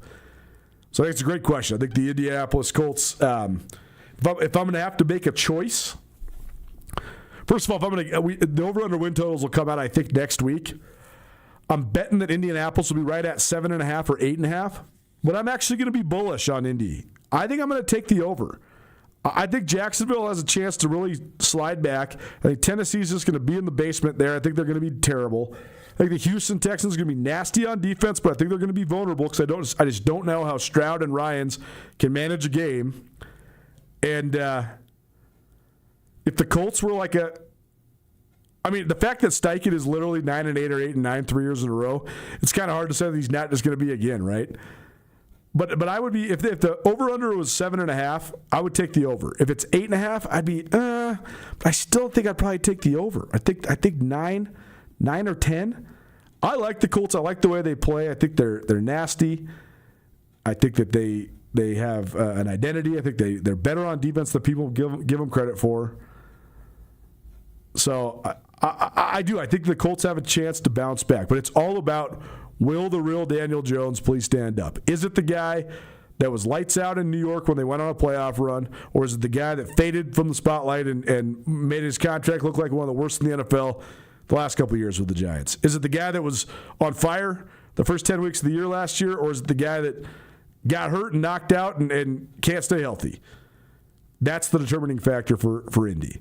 I think another thing I like about Indy too, Coulter, is that when they were looking good last year, that they made those moves and picked up a guy like Sauce Gardner as well. So do you think that if they do start off well again, that they may be aggressive in trying to add some pieces that could help in the long run? That's a great question, because they always have been aggressive as well. That's been one of the most fascinating parts about that franchise. Indianapolis is so centrally located, so I think it is relatively appealing to players, but it's also like sort of an anonymous city despite its central location, and also like it's a mid-sized market. But they have been great at player acquisition. Like they drafted really well for sure, but they've also just been good at getting guys to get there. And I mean, they've always found a way to have a quarterback. It's just a matter of if he's a rent-a quarterback on the last end of his career, if it's a guy like Jones that's a little younger and maybe still has some juice left in the tank if he can reach his full potential. Jones, by the way, crazy to think this because he's been an NFL starter for quite some time now, but he's just turned 29 in May. He's going into his, let's see, 9th NFL season. So he's been at it since he was a young lad. But do they go try to get somebody? It's a great question. And it's a great question because it leads the horse right to water as well. The other like big looming thing for the Colts is, how do they get out from under the Anthony Richardson situation? They used the number 4 overall pick on this guy. They've kept him around because they want him to be a guy that can develop. But can he if he's not playing? What happens if he's never ready? Does the NFL believe he's never going to be ready or not? And if they do, then his value is not that significant. If somebody wants to take a flyer on this guy, though, now it could be a trade piece. If you haven't followed along, Anthony Richardson was drafted out of Florida. He was a freak athlete who was like tested out of the box, but he also only had started like 12 games between high school and college before he got drafted. So people were really wondering about just the actual like proof of concept with this guy. Well, if the NFL itself considers this guy still a talented guy who could make some waves, that's an asset that Indy could then go use in the on the trading block. If the NFL thinks that this guy is washed up, then maybe you just trade him for some draft capital, or maybe you don't trade him because you're scared because Daniel Jones has started 16 games in a single season one time. That was in 2022. Other than that, he missed 3 starts, 2 starts, 5 starts, 10 starts, 6 starts in his NFL career. So he has not been a model of durability. So maybe you need to keep a guy. I think it also tells you a lot about what the Colts think of Anthony Richardson, though. I believe he was banged up too last year. But the fact that when Daniel Jones went down, you signed a 45-year-old dad of 10 kids, or however many kids that Phillip Rivers has got, instead of Anthony Richardson, I think that says all you need to know about what the Colts think of Anthony Richardson as well. Nuanez Now 129 ESPN Radio. Come back and learn about some sports medicine, the Sports Medicine Journal, on the other side. Don't change that dial. Keep it right here, 129 ESPN Radio.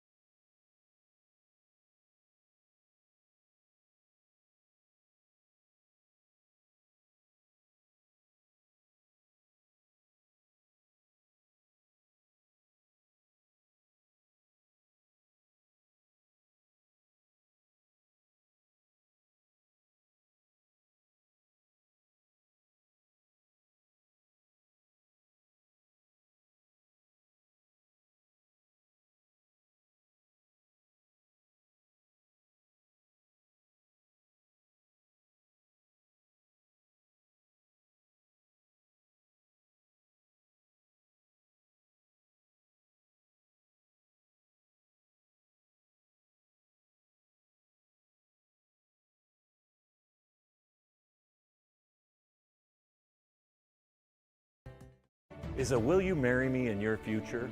Or maybe you'd do it all over again.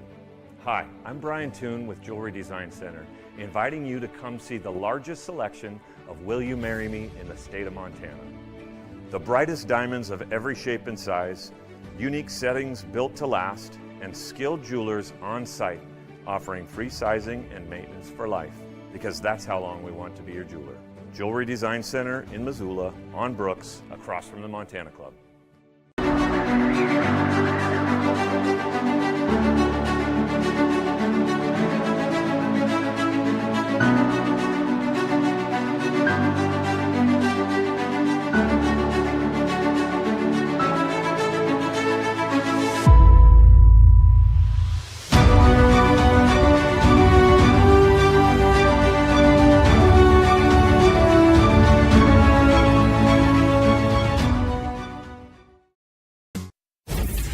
ESPN Missoula Sports Center. The Missoula Majors Little League All-Star softball team saw their season come to an end at the West Regional Tournament in San Bernardino, California. Hello, I am Colter Nuanez. The team, consisting of Missoula area girls between 11 and 12 years old, was eliminated with an 8-0 loss to Idaho on Wednesday. The Boise-based squad improved to 2-1 and will play unbeaten Washington in the championship on Thursday at 11:45 in a contest that will air on ESPN. Despite the early exit, the Major All-Stars capped one of the most successful summers in recent program history. The group rallied through the Montana State Tournament to earn the right to represent the Treasure State on one of Little League's biggest stages, competing against champions from throughout the Western United States. The Missoula All-Stars finished 2-2 in the tournament. The team lost to Oregon in its opener, then won back-to-back elimination games before dropping Wednesday's decision. Missoula struggled to put together a rally Wednesday and was shut out for the first time in the tournament. Idaho finished with a 12-5 advantage in hits. In football news, the Montana Pro Football Hall of Fame is on the move. The Hall of Fame just celebrated its 10th anniversary as an entity. All 10 induction ceremonies have taken place in Billings. After a board of directors meeting earlier this week, the Hall of Fame will now host its 2027 induction at Fairmont Hot Springs. Details about the dates and the inductees will be determined in short order. This ESPN Missoula Sports Center is presented by Canyon River Golf Club.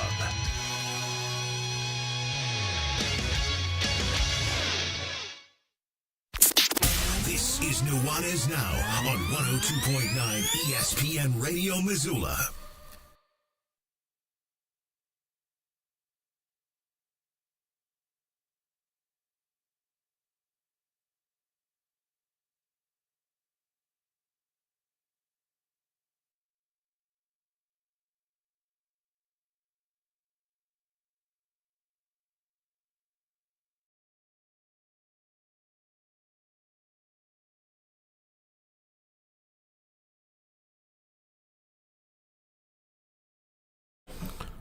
Welcome back.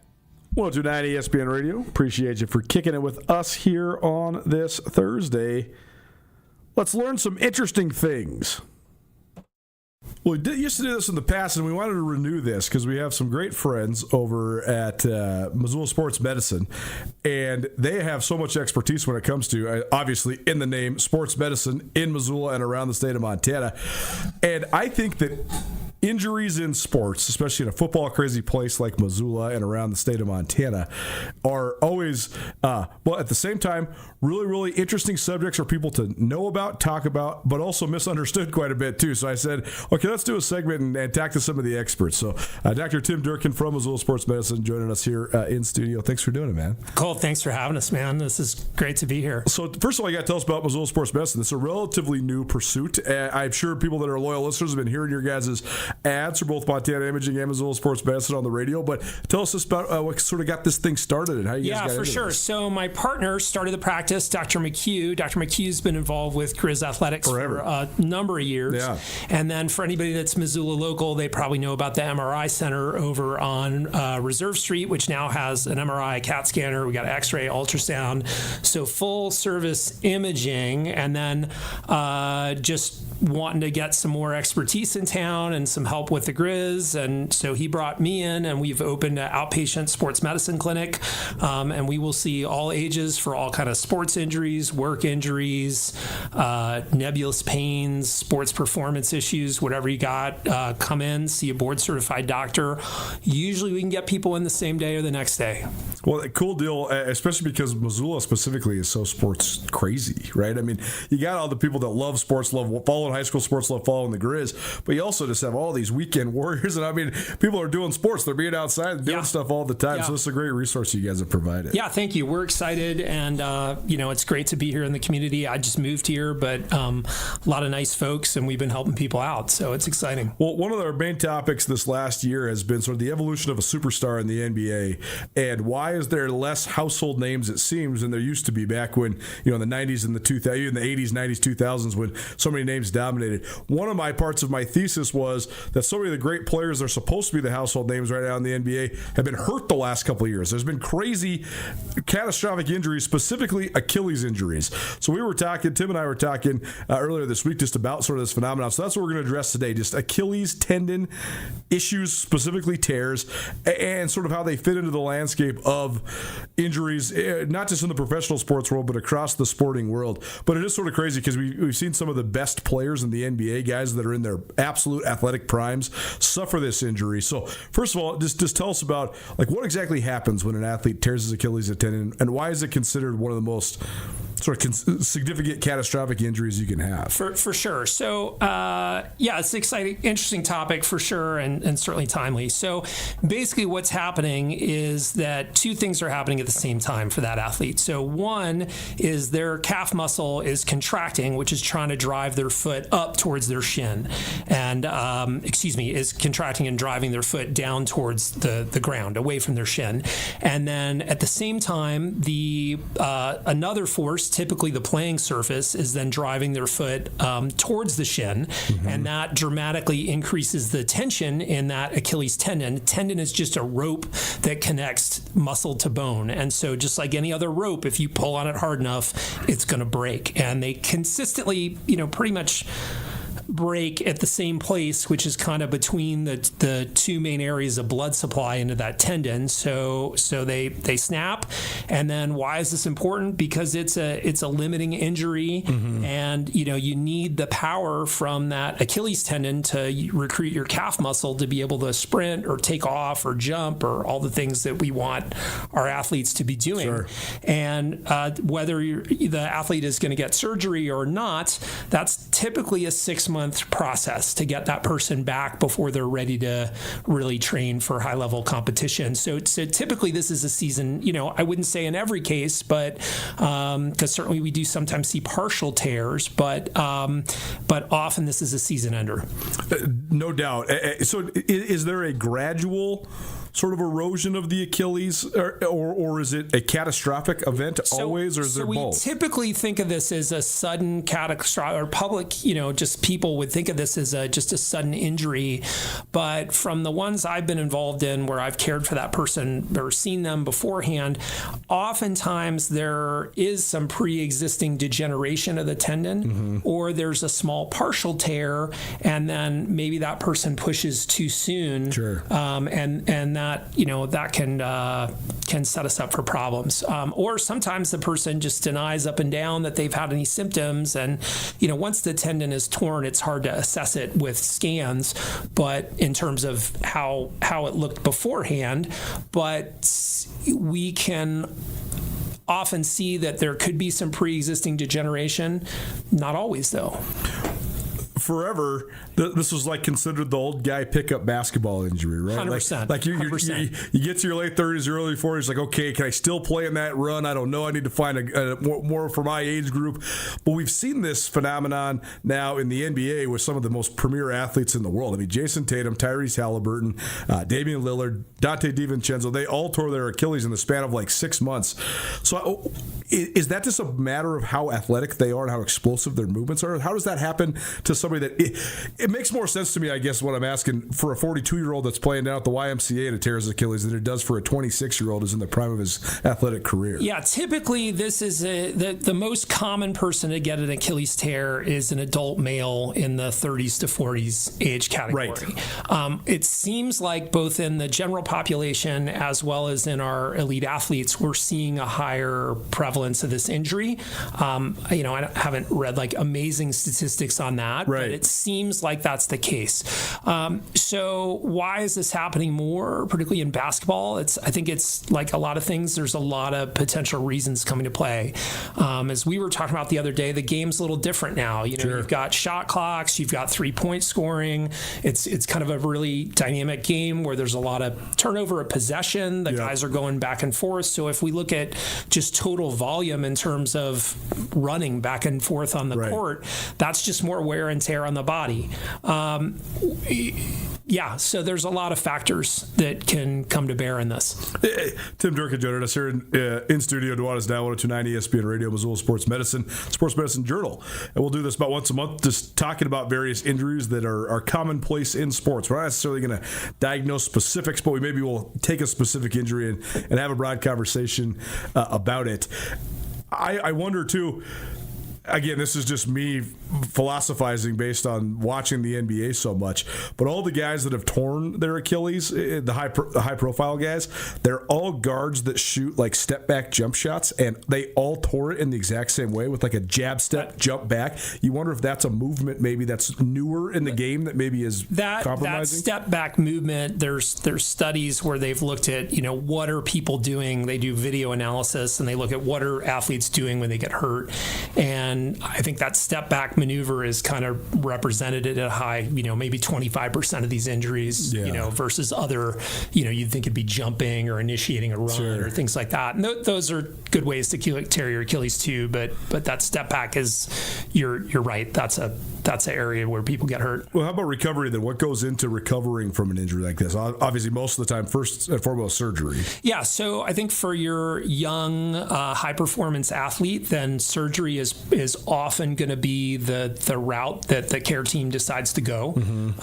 The research would tell us that there's a trend towards a lower re-tear rate and maybe higher explosive strength as they rehab with the surgical route, although newer data maybe says the difference is not as much as we had originally thought. So this is an evolving area, and I think whether this is an elite athlete or just a listener, a guy our age that wants to play weekend basketball, whether you elect to do surgery or not, I think what's really going to determine your outcome is your participation in your rehab and your discipline with that process, because the first few weeks are keeping them in a boot or a cast with their toes pointed down so that we're not putting tension on that tendon as it's healing back together.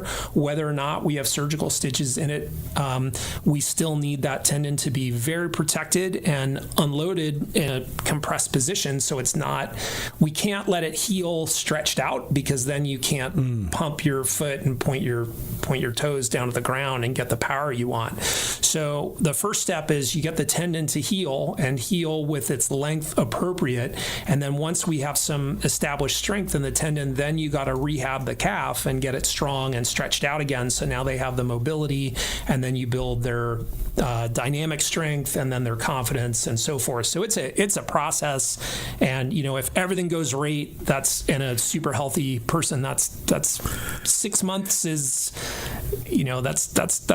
that's what we can do. With kind of modern technology. Well, it seems like that's a lot faster than it used to be, right? I mean, and that's not to say that you're playing at the elite level in 6 months, but just to say that you're ready to progress to certain dynamic loads at that point. Is it easier for younger people? Like does age? I think any kind of injury healing, the younger you are, and now there's other factors, what's your overall health, what's your metabolic health, do you smoke, do you drink, do you eat right, do you eat junk food, all these things. So, but generally, all things equal, yeah, you're better off to get hurt when you're young. Well, when Aaron Rodgers had this injury, he was back walking on the sidelines within like a month. But a lot of that I think was performative because I don't think he was actually ready to come back. I think he was just sort of trying to indicate that he was. He talked a lot about swelling, though, and he said that his swelling had recovered quite a bit, and then maybe that was his recovery. Yeah, so without knowing the specifics of his case, I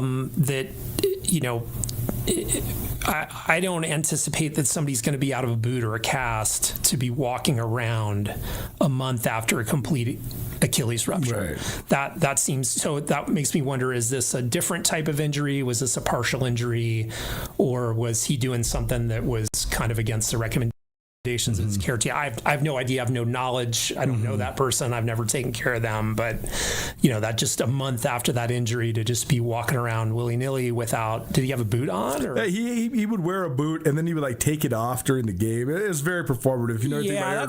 This is, this comes back to what we were just saying about if that athlete wants to get back, they need to be disciplined, and there's a time to push yourself. But while your Achilles tendon is healing back together and gaining strength, that's not the time to push yourself. Sure. That comes later. Tim Durkin, Missoula Sports Medicine, joining us here in studio. So is there, if you have, Aaron Rodgers was, that injury was unforgettable because he got hit backside and his leg was planted. It was a contact injury, right? It was basically a blunt force trauma. So that, I don't know if there's any precursors to that, but if you are just a person or just a weekend warrior or whatever, is there precursors to look for? Is there warning signs that potentially you are vulnerable for an Achilles injury? Yeah, so I think a couple things come to mind with that. Is one, that if you're having pain in the Achilles, then you probably have some degeneration of that tendon, or maybe you have some low-grade partial tearing, and so that's an opportunity to deload out of running and jumping and explosive loading and rehab that tendon. And we know that if you get in with one of the great physical therapists we have in town and we load that tendon appropriately with the right kind of stretching and the right kind of exercises, the stretch receptors in the tendon get engaged and healing is recruited and the tendon can get stronger. The other thing that comes to mind is that people that have a stiff ankle, that it's hard for them to get their toes pointed up towards their shin, that's definitely a risk factor for these injuries. So, if you're wanting to, continue sports participation, be that basketball or pickleball or whatever you're doing through your lifespan, then you need to have, still, maybe not every day, but you need to be thinking about your conditioning and you need to be thinking about your mobility as part of that. So the mobility is so key, right? 100%. Yeah. I think that is one of the most preventative things that you can do, right? I was suffered from some back issues, and I have a friend who's a physical therapist. He said, "Well, we got to loosen you up first and foremost, right? Get you all good to go." And he always advocates for, what does he call it? He calls it he calls them fitness snacks. When you're hanging out, you're at your house, whatever, get some stretching on. Where are you tight at? Just do this, do that, just for a couple minutes, and then all of a sudden it compounds. You get 20 minutes of stretching in a day. So you guys are probably from the desk, walk around, just move your body. It needs it. No doubt. Well, anything else to add on Achilles before we get you out of here? It's a tough one, but it's able to come back. We talk like you look at Kobe Bryant came back from one, or thinking back to my Gators, two of the women from the gymnastics team both blew an Achilles getting ready for the Olympics, and they're back competing now, and just were third in the nation last season. Yeah. So it is possible to get back to that elite level, but it takes work. Well, that's the most amazing part about your world to me is I'm on the board of directors for the Montana Pro Football Hall of Fame, and we induct a class of guys that had pro football careers that have ties to Montana every year, and almost every one of them, most of these guys are from a previous generation, right? They all played 40 years ago. They all have a story about the day their career ended, and the injuries are almost always significant, but ones that now they're not the kiss of death, but then they were, right? If you tore your ACL, that was a hard road back. If you tore it twice in the same knee, you were done. That was it. It was over for you. That's not the case anymore. The medicine has advanced so much. I don't know, is there really a kiss of death type of injury when you talk about just tendons and muscles and things like that? Every athlete's different. Sure. Every situation is different. Right. But with the technology and the knowledge we have now, a lot of things in the extremities are fixable. Sure. So we're very fortunate in that way. It's very cool to see it all evolve. Well, we'll do this monthly, and I don't know what we're going to address next, but we will certainly have these guys back in the studio. But Missoula Sports Medicine doing great things there right off of Reserve, 1510 Reserve Street. That's right next to Montana Imaging, and go check them out if you need anything preventative, but also anything rehab, anything like this. These guys can take care of you. So thanks so much for coming down. Appreciate you having us. Yeah. Nuanez Now 109 ESPN Radio. See you on the other side. Don't change that down. Keep it right here.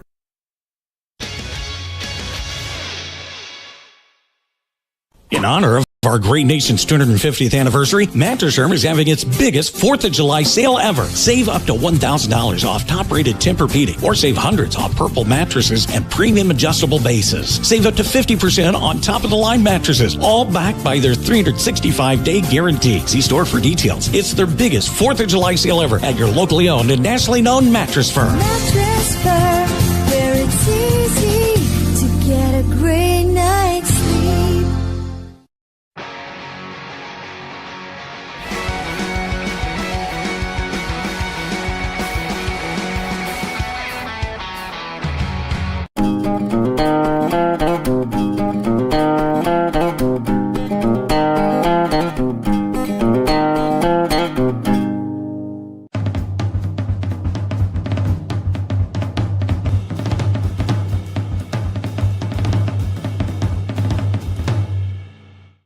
Les Schwab changed the tire game more than 70 years ago.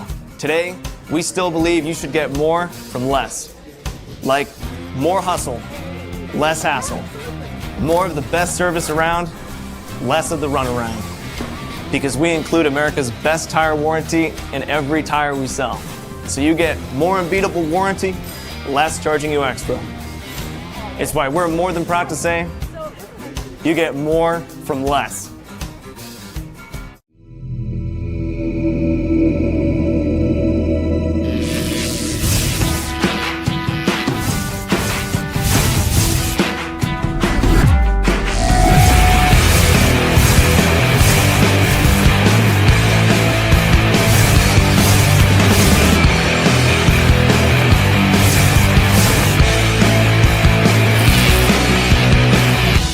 Jewelry Design Center. We want to be your jeweler for life.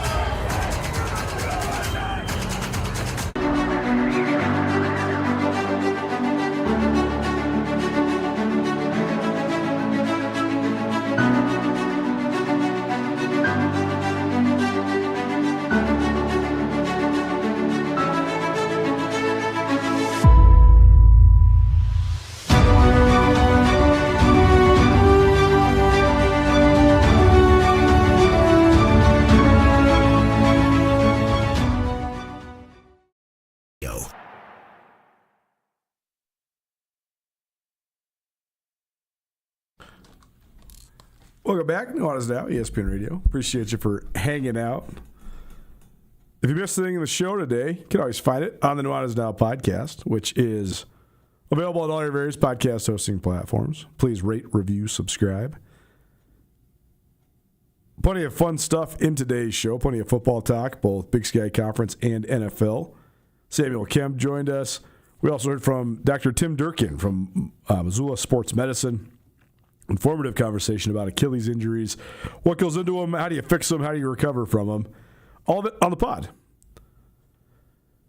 As always, coming to you through the Grizzly Disposal studio here at the Missoula Broadcasting Company. Grizzly Disposal gives back to all sorts of community organizations, including the Grizzly Scholarship Association with their maroon carts. They give back every quarter.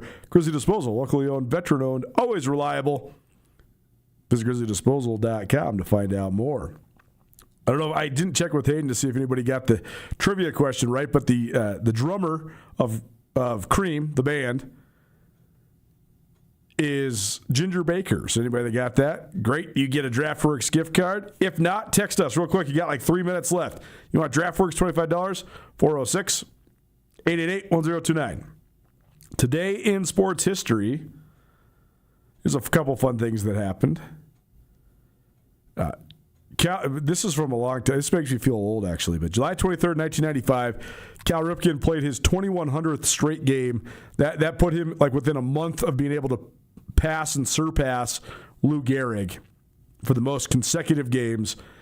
It was a feel-good story. It was one of the biggest stories in baseball. Ripken was the ultimate Iron Man. He went on to play 2,632 straight games. That might be the most unbreakable record in baseball, and maybe in pro sports, because we just hardly see anybody play every game of every season anymore because of load management and all the science behind it, etc. So 2,632 games for the Iron Man, Cal Ripken, the all-time great Baltimore Oriole. That's pretty cool. Also today in baseball history, Barry Bonds hit his 755th home run to tie Hank Aaron. He would then break the all-time record the next day. This was in 2007. Bonds has been well chronicled on this show, and my opinion on how he should be in the Hall of Fame, even if he is a known and proven cheater. I'll save the rest of that for maybe another time. If you listen to me, you know what my thoughts are. I've laid it out pretty thoroughly. July 23rd, 1982, Gaylord Perry became the first pitcher since Early Wynn to win his 300th game. Perry's one of the only players in baseball history to win a Cy Young in both the American League and the National League. He was both famous and infamous for his legendary spitball. He finished his career with 314 wins. That was back in 1982. It's going to be a long time before somebody wins 300 games. And then probably my favorite one from today in July 23rd history. In 2000, Tiger Woods won the British Open to complete the career Grand Slam. That was his fourth major. He went 19 under par, won by 8 shots, didn't hit a single bunker all week at St. Andrews. A lot of people consider it the greatest major championship victories. Probably that or him at Pebble Beach at the U.S. Open. Greatest major championship victories ever. We'll hear from Carol, who doesn't know sports, Brooks Nuanez on all things NFL and Big Sky Conference, and we'll have a senior